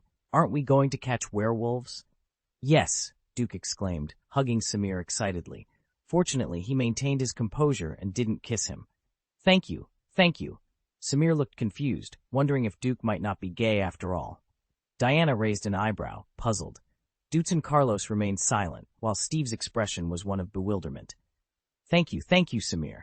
Thank you very much, Duke said, releasing Samir and patting him on the shoulder with a smile. Diana, still a bit dazed, frowned. Wait, you can speak English? Duke, understanding her skepticism, explained. No, I just learned it. This is a kind of magic called talent duplication, which allows me to take your talent and use it myself. He glanced at Duchin Carlos. Carlos, aren't you curious why I shook hands with everyone on the island? That's talent duplication. The success rate of this magic is very low, but I finally acquired linguistic talent. It's amazing to understand what others are saying. Duchin Carlos nodded in realization. She recalled how Duke had tried to shake hands with everyone they met on the way to his rest. Initially, she thought he was just trying to take advantage. Duke then demonstrated his newfound linguistic abilities by saying, I like you, in English, French, German, Spanish, and several African languages. Diana, though still puzzled, began to believe him. But what did he mean by saying that to her? Okay, to celebrate Duke finally being able to speak, let's have a drink, Steve suggested, though he felt a bit aggrieved. Now, he couldn't speak ill of Duke, but even before, he didn't dare to, given the ever-present translator. Everyone sat down, and Samir, curious, asked, Is there really such a thing as magic in this world? Of course there is, Duke replied, drawing a few strokes on the table with his drink. Try it. Try what? Samir asked, still confused. Duke placed an empty wine glass in front of him and motioned, Push it. Samir, bewildered, grabbed the glass and pushed it on the table. When it reached the area where Duke had drawn, he felt a strong resistance, as if pushing against a wall. Astonished, he tried again, but the resistance remained. After several attempts, Samir's face was flushed and he was sweating. He took a few sips of wine to catch his breath. He finally believed that magic existed. The resistance felt like hitting rubber, not a wall, which was incredible. Charlie, who had been drinking, tried to push the glass and found he couldn't either. Magic? Diana rolled her eyes, finding Duke both handsome and exasperating. However, he continued to surprise her. Steve, may God bless you. It's nice to see you again. Charlie, still drunk, grabbed 2 glasses and drank from both. Steve, feeling uneasy, thought, God bless you? Why does that sound like a death sentence? So what's the job this time, boss? Samir asked. He instinctively wanted to leave, fearing for his life, but the appearance of magic had opened a new door for him, filling him with excitement and a desire to explore its mysteries. Up, Steve began, but the rest of his sentence was lost in the noise of the tavern.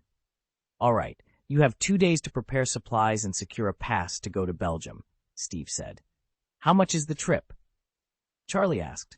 Well, it's a short trip and you'll gain a lot from it. It's for a noble cause, liberty, friendship, and ending the war, Steve explained. So, you have no money, Samir interjected.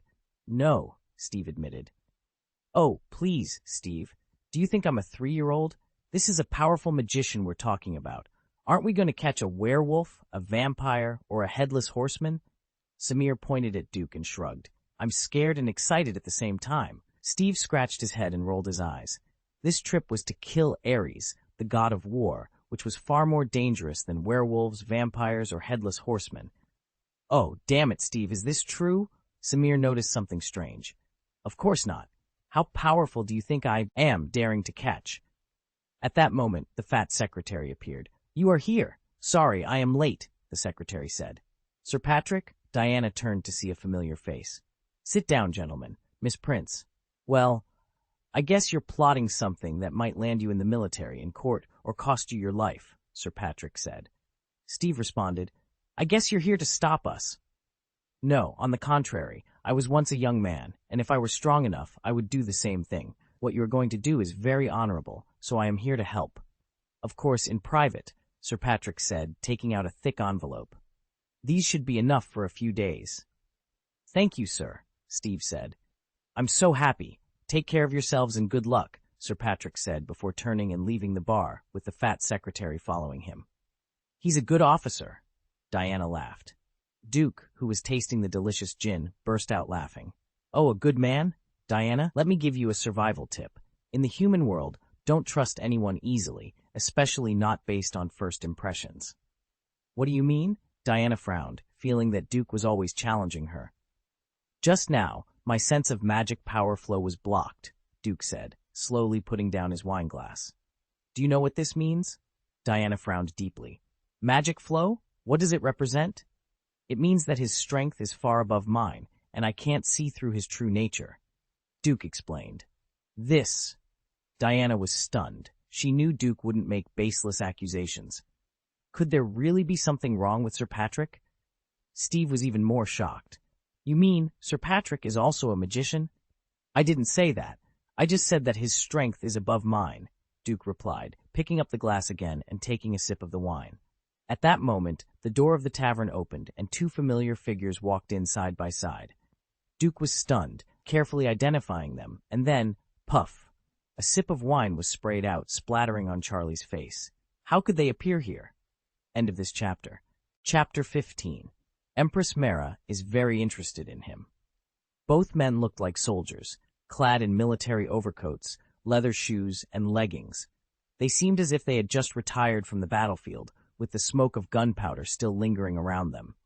Despite slight differences in appearance, their faces were familiar. One was Uncle Wolf Hugh Jackman, and the other was saber-toothed tiger Victor. I don't know the actor's name, but he played Duke, the half-brother of Uncle Wolf in X-Men Wolverine.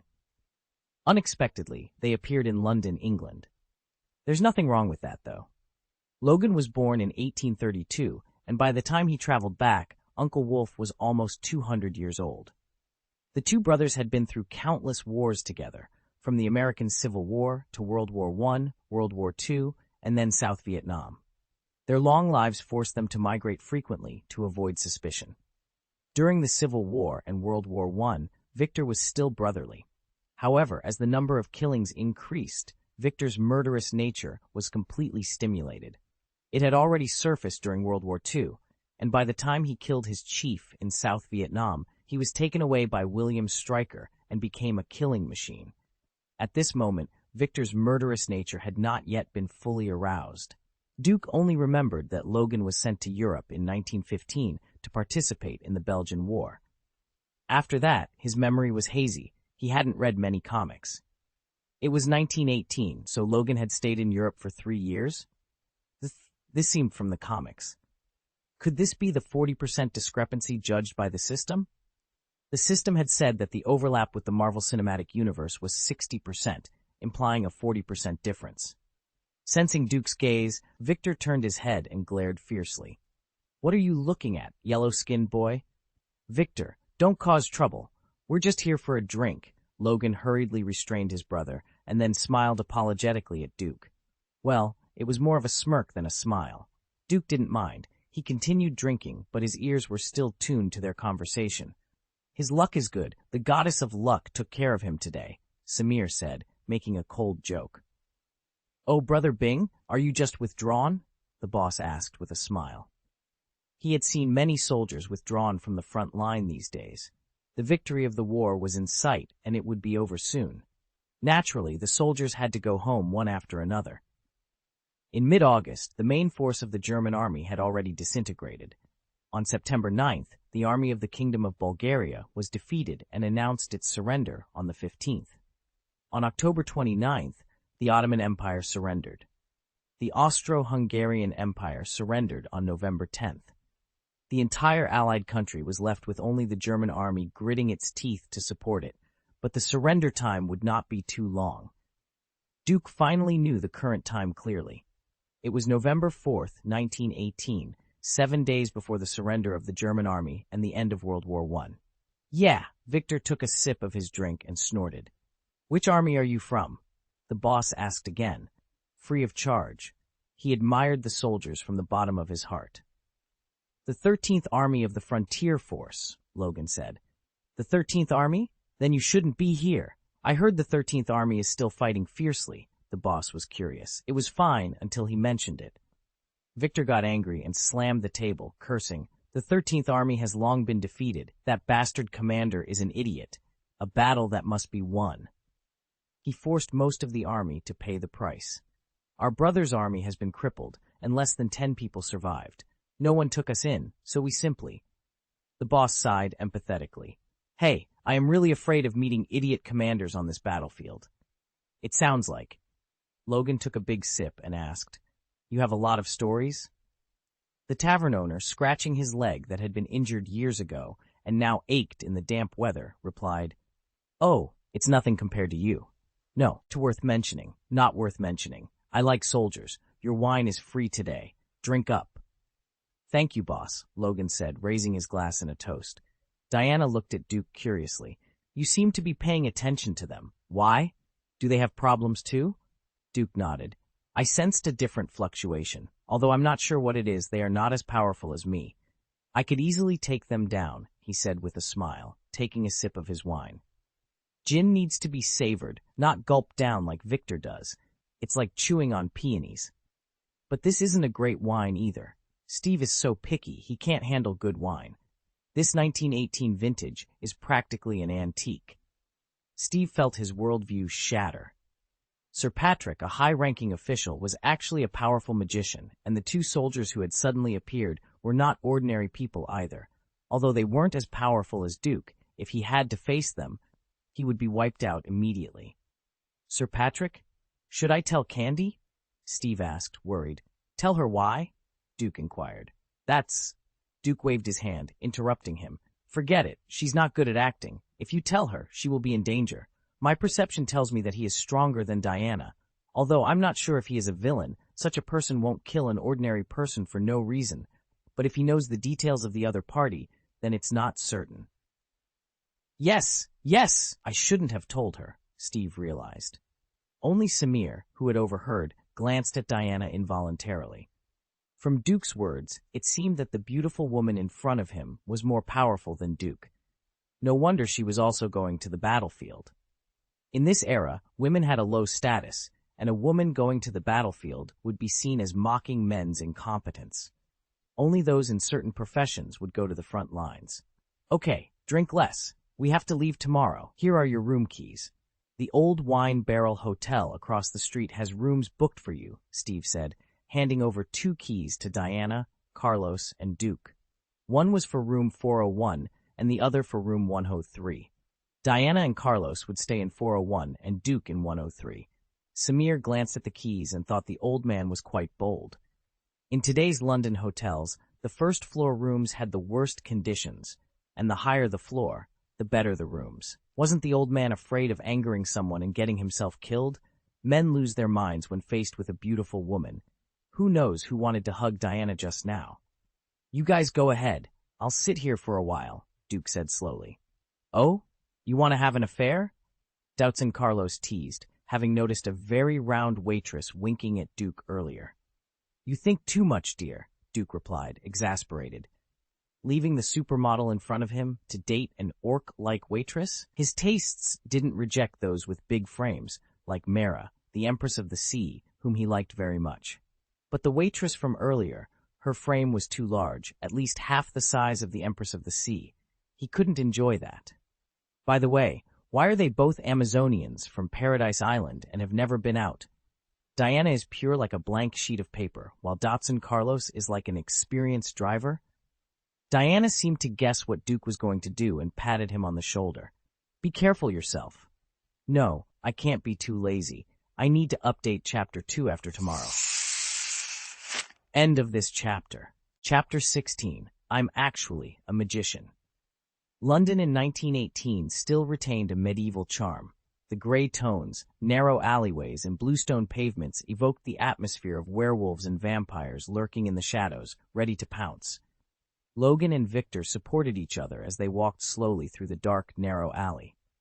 The night was perfect for sinister deeds. Suddenly, Logan stopped and turned around.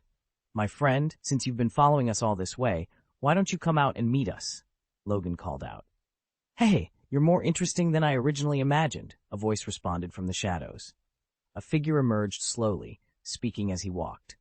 Logan, born in 1832 in Canada, a wealthy young man who participated in the American Civil War and the current World War I.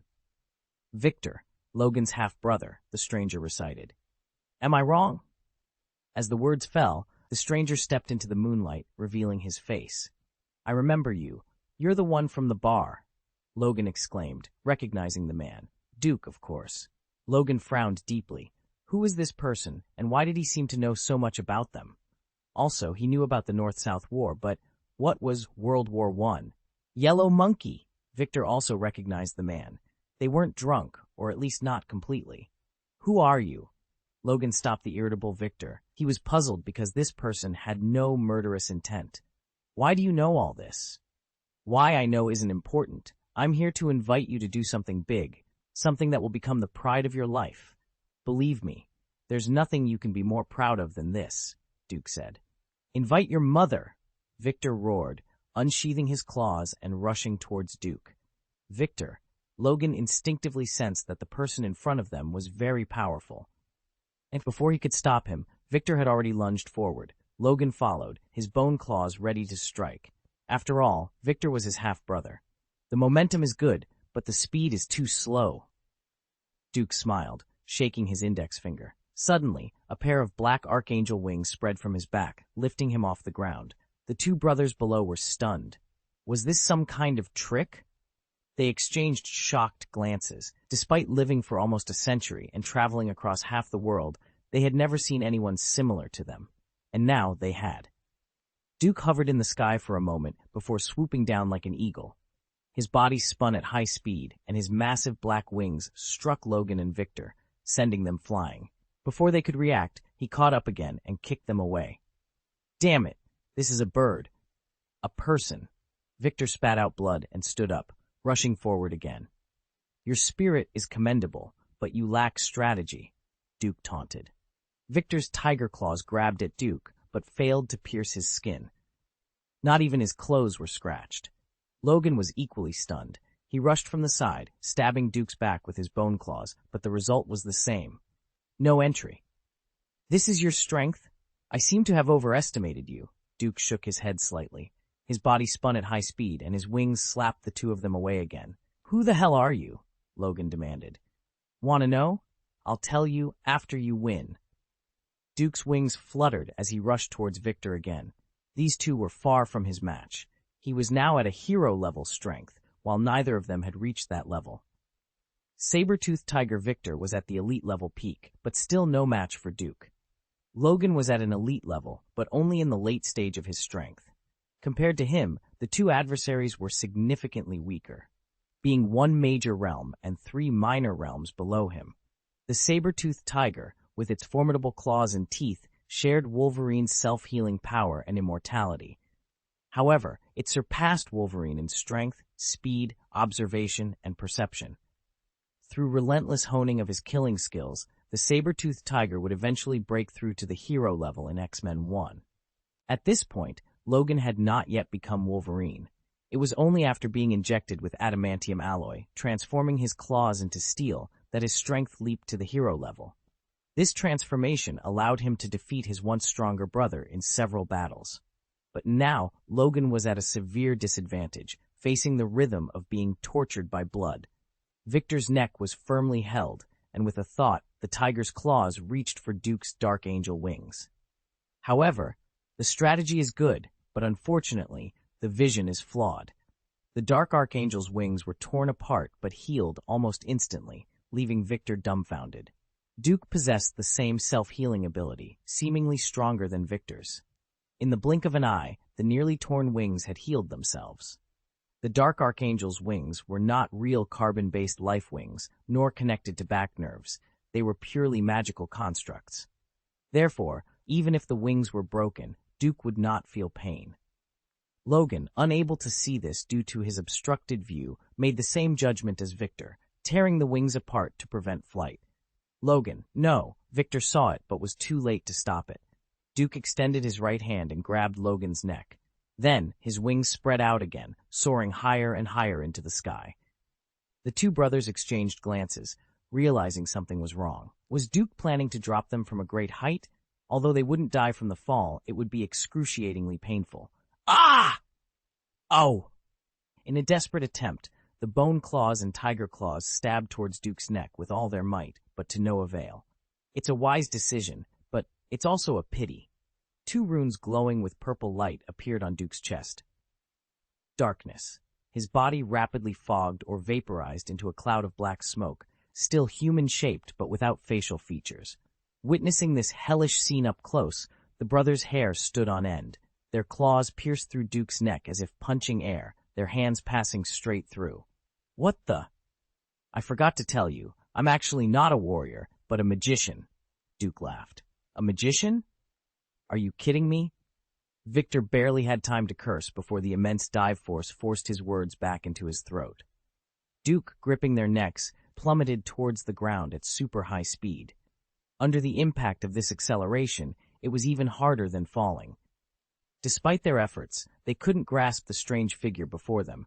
They could only watch helplessly as the ground approached rapidly, closer and closer, until, boom, cough, blood spurted.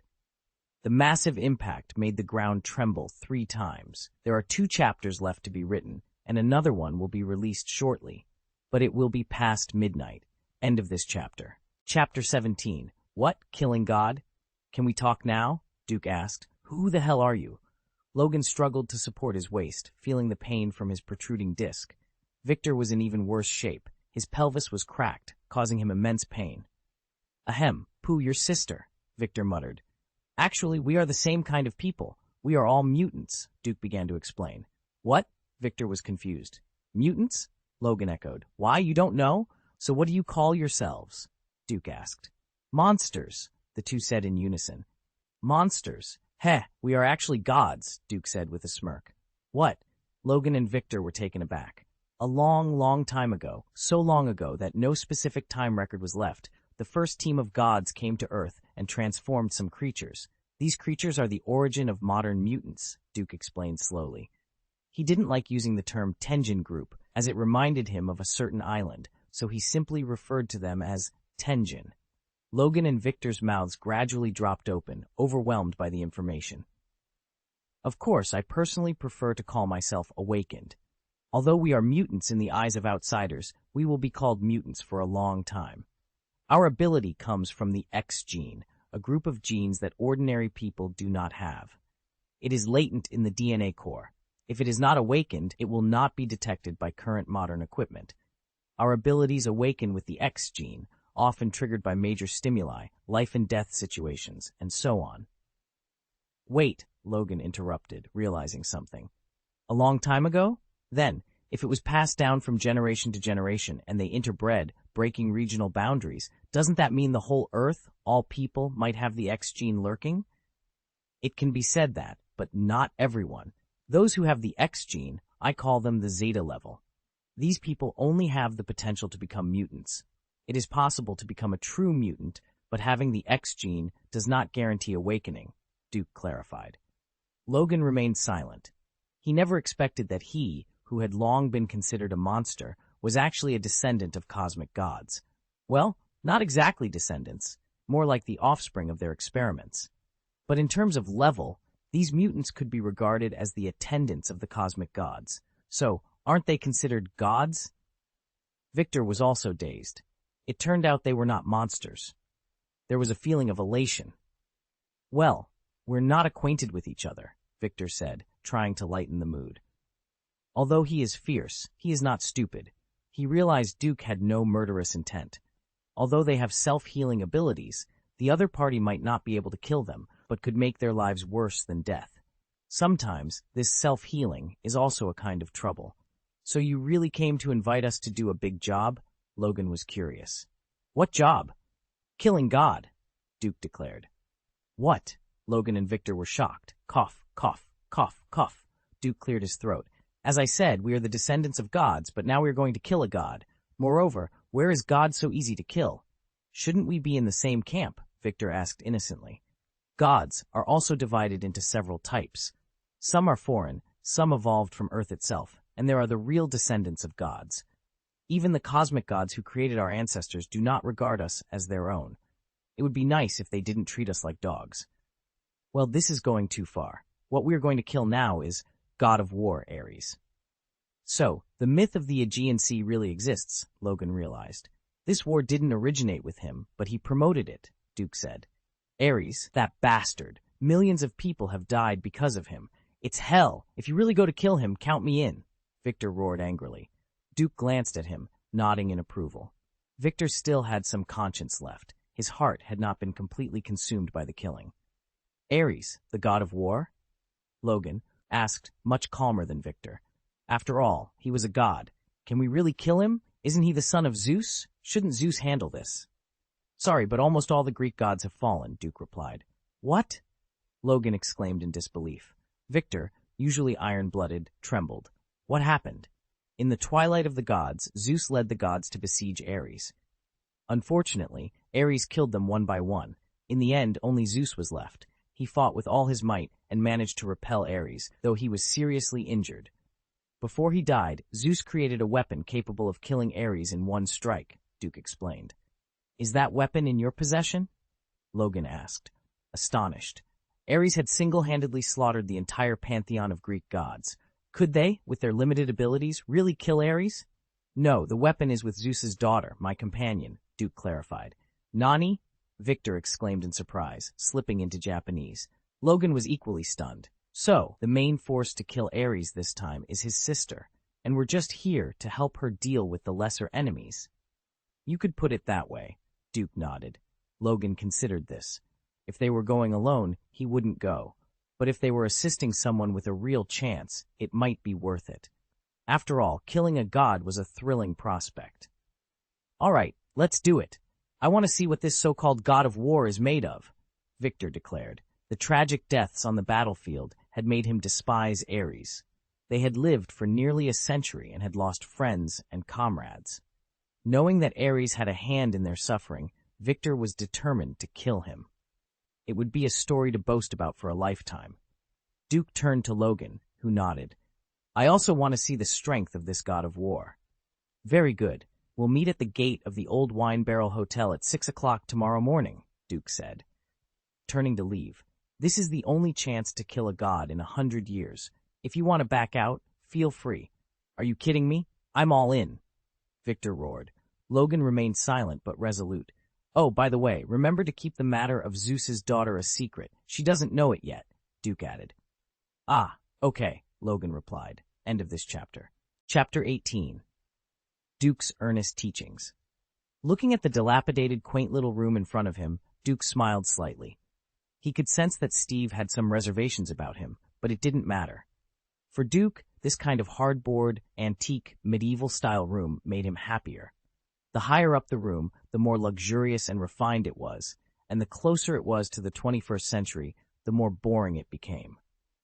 Having come all this way, it would be a waste not to experience the atmosphere and style of 1918.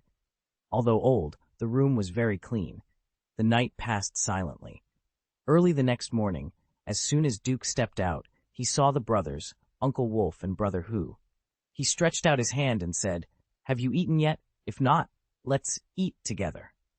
"We've already eaten. When are you going to deal with that donkey?" Victor asked irritably.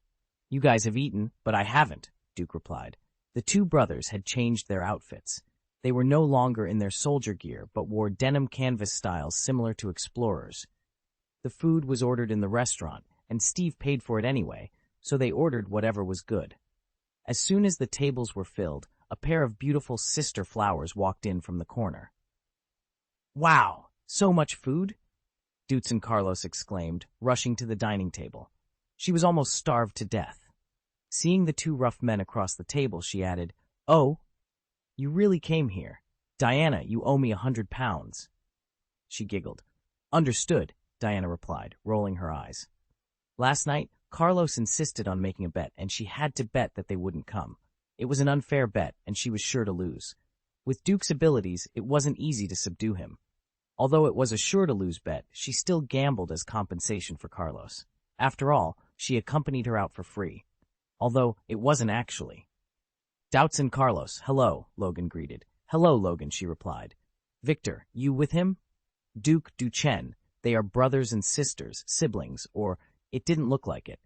Also, are you serious about those two apparently medieval long swords around your waist?" "We have nothing to do with each other. As you know, her name is Diana," Carlos said, discarding her previous name, Venelia.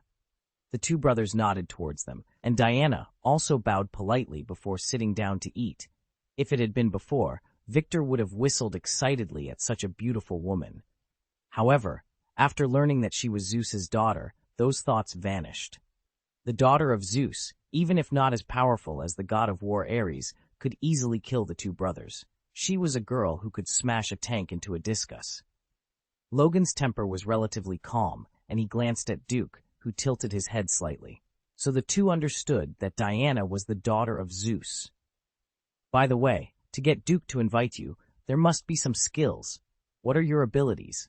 Dutz and Carlos asked curiously while eating. These two didn't look like the legendary weak magicians. In her eyes, Duke belonged to that weak style, very thin, a university monk, 178 centimeters tall and 146 pounds in weight. Orientals were obviously not as strong as Westerners. The two brothers glanced at Duke, and seeing that he didn't say anything, they quietly stretched out their claws. The table was well placed, just hidden in the corner. Victor showed sharp tiger claws, while Logan extended bone spurs from between his fingers, then retracted them. Both Amazons froze, but only for a short time. A little disgusting," Doubtson Carlos said, patting her chest lightly. Diana was curious. "Does it not hurt?" "It was very painful at first, but you get used to it," Logan shrugged, obviously not wanting to recall that tragic past. "Don't look at them. They are 90 years old," Duke said, while gnawing on a pork chop. The price had already risen to 50 yuan per caddy, and now he had to eat it. They had come all this way, so they had to eat it no matter what. 90 years old? Diana became even more curious. "Oh, it's nothing. Gee, much younger than me," Doubtson Carlos said, pausing briefly before continuing to eat without much concern. This bowl of borscht really did taste good. Logan and Victor were stupefied. The pretty girl in front of them was actually older than them? Well, considering she was the daughter of Zeus, she must not be young. As for Doubtson Carlos, he seemed to be in the same league as Diana, possibly another ancient being. Do humans live long lives? Diana asked, puzzled. They have a self-healing factor and cannot be killed, Duke explained. This was a secret between the two brothers, and it wasn't surprising that Duke knew about it. In the battle last night, their bones had been broken but had healed in a short time. It was strange that no one noticed. Oh, can they be killed? Doubtson Carlos suddenly became interested and reached for the long sword at his waist. What are you planning to do? The two brothers were taken aback. Hurry up and eat, Duke said, knocking on the table. Steve will be here soon. Oh. As soon as Duke spoke, Carlos put away his thoughts and obediently continued eating. The two brothers once again understood Duke's strength and his position in the team. What exactly are you? Diana was still curious about the identities and races of the two brothers. They resembled the demons recorded in ancient texts. However, after experiencing the fallen angel incident and Duke's advice to judge people by their actions, not appearances, she had become much calmer. She didn't act on her initial feelings. She didn't sense evil, but she did feel a dark atmosphere of ferocity, tyranny, and killing. Instinctively, she disliked the two brothers. They are awakened, Duke said. Awakened? Yes, I'll explain it to you later. Diana, remember what I told you last night? Don't let your first impression sway your judgment when living in human society. Duke advised earnestly. Oh, Steve is here. Then, he greeted enthusiastically. Come on, pay the bill. Seeing that Duke had ordered a table full of meals, Steve's face darkened. Samir patted him on the shoulder with a smile. See, this is what happens when you're stingy. Ignoring his friend's grumbling, Samir extended his hand to Wolverine and Sabretooth. Samir, these two are Steve and Charlie. Hello, Logan. This is my brother Victor. Welcome to this unusual journey. Come on, Steve said. He had figured things out last night, so he wasn't surprised to see the two of them. After speaking, he smiled wryly and went to pay the bill. If they continued eating like this, he wasn't sure if the little money Sir Patrick had given them would be enough. End of this chapter. Chapter 19. They are lucky. When passing the Belgian bridge, Diana was shocked by the miserable scene in front of her. Even Doutson Carlos, who had liberated her nature and become very happy after leaving Paradise Island, was so taken aback by the sad sight that she couldn't say a word.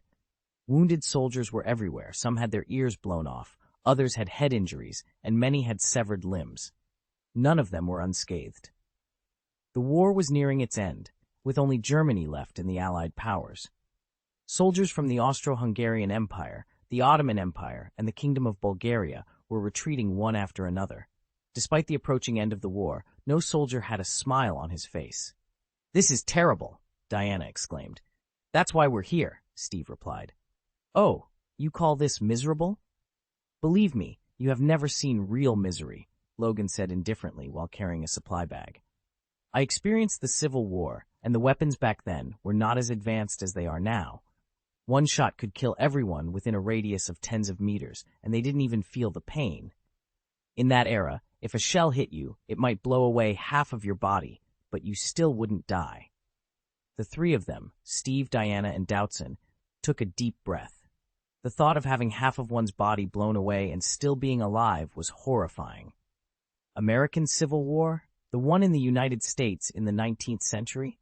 Steve asked, incredulous. Is this person in front of us a 100-year-old monster? It was said that there were magicians, so a centenarian monster didn't seem too strange. Duke knew clearly that Logan's words were not exaggerated. In 1861, weapons and ammunition were quite primitive, and it was possible for a single shell to injure rather than kill. Logan himself had been blown away by a shell shot put. Unlike now, where a single shot could kill dozens of people instantly.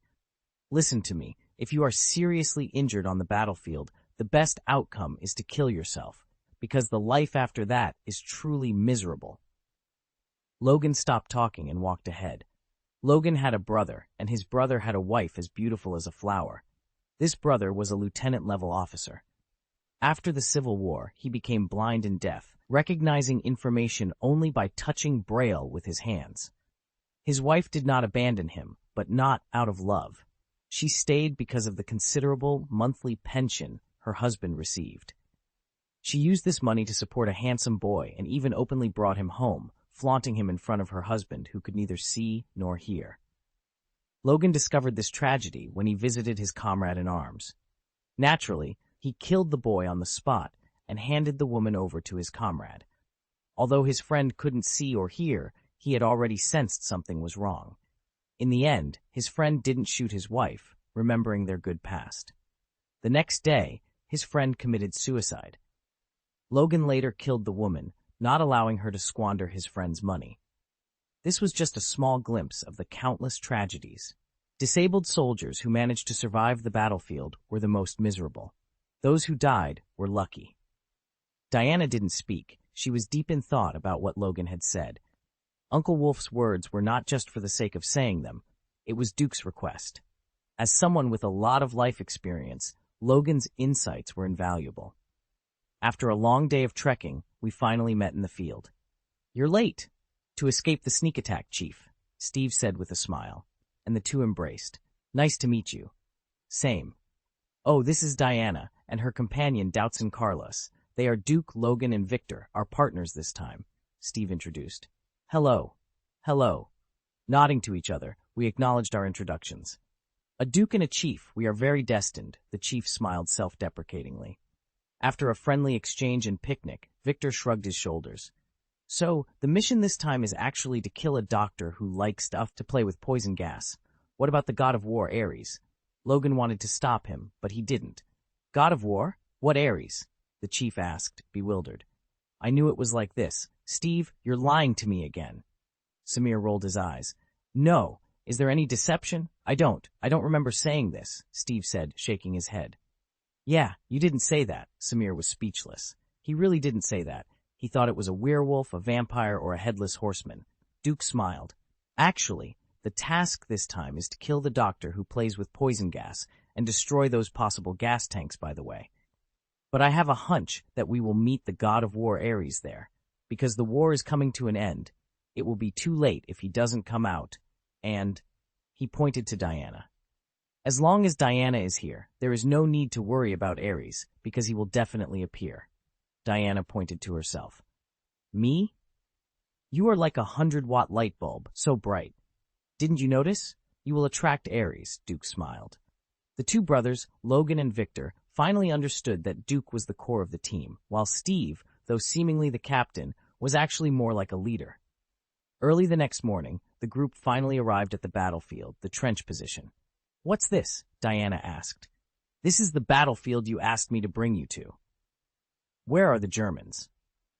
"A few hundred yards from this no-man's land." "Come on, Diana." At this moment, a woman holding a child grabbed Diana's hand. "Please help me, please. They took everything. Houses, food.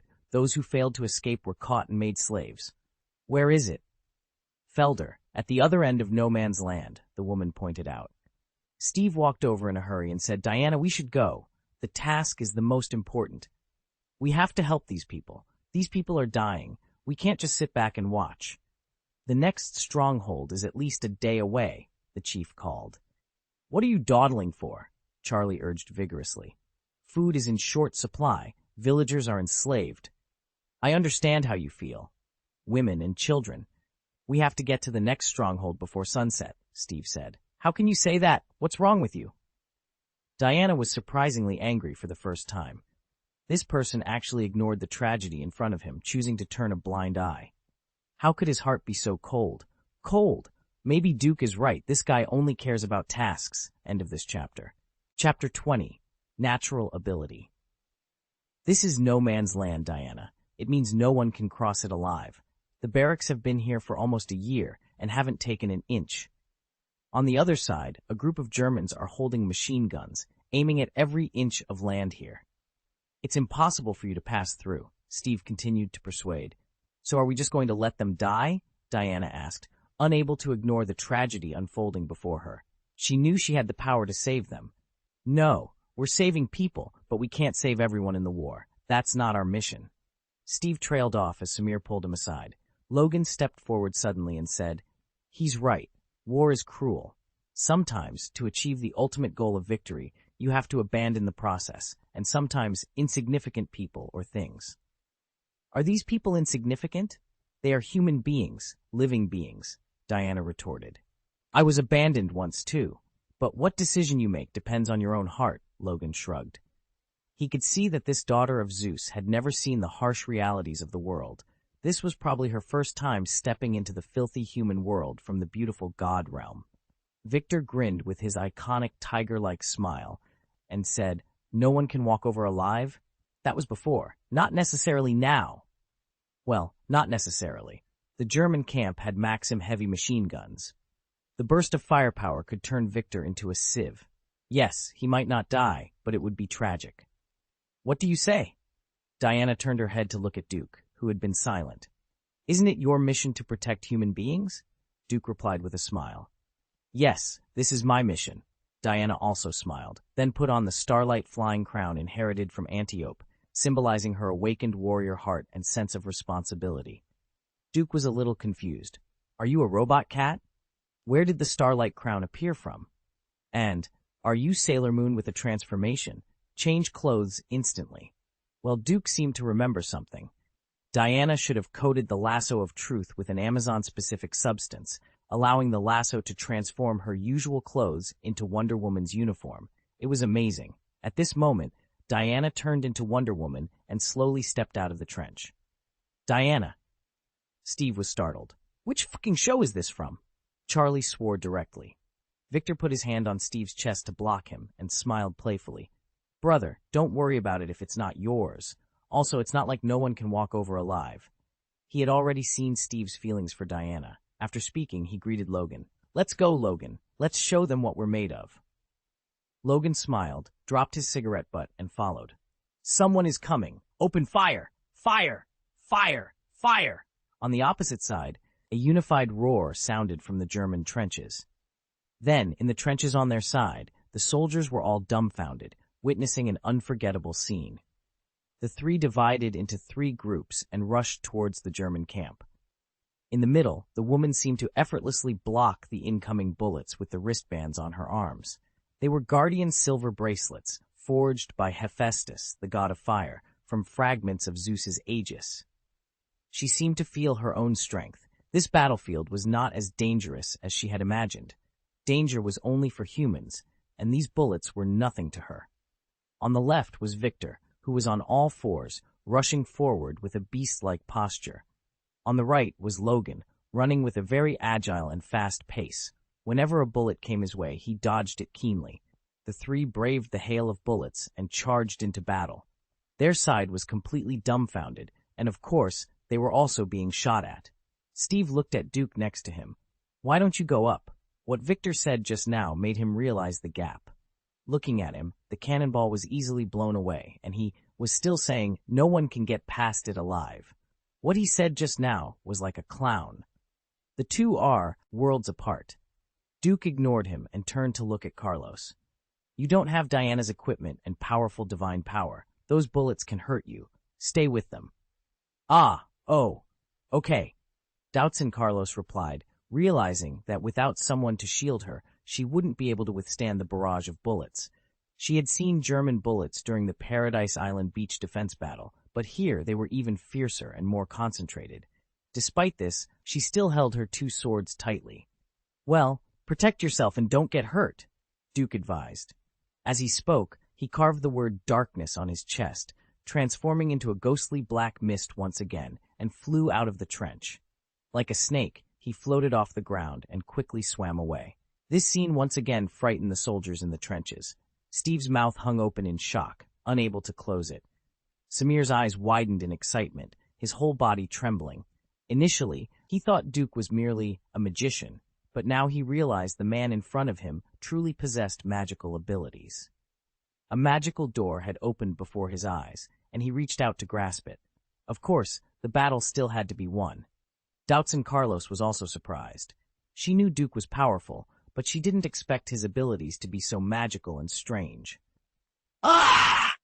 Logan sprinted like a sprinter in a 100-meter dash, quickly rushing towards the German trenches. At that moment, 3 bullets were fired at him. He dodged 2, but couldn't avoid the 3rd. In a critical moment, his claws overlapped, and with a bang, he broke a bone claw to block the incoming bullet. Logan, Victor yelled. I'm fine, Logan roared back. The bullets became more and more dense, forcing him to roll on the ground to avoid them. His broken bone claws grew back almost instantly. On the other side, Victor was also under heavy fire and had to dodge temporarily. The two of them disappeared from the sight of the German army in an instant, while the Maxim heavy machine gun continued to fire intensely at Diana. This time, Diana didn't foolishly try to block the bullets with her shield. She huddled behind it, struggling to support herself. At that moment, a cloud of black mist rushed over from behind with a whoosh. "Well done, Diana. Leave it to me." A figure lit up in her mind. Duke. This was the only ability he had mastered that had the characteristics of the natural system. Darkness turned him into a black mist, similar to a dark fruit. Physical attacks were ineffective and could only pass through his body. Duke plunged headlong into the German camp, spinning quickly and starting to pray. "Wow, what the hell is this?" "No, cough." The howls continued one after another. End of this chapter.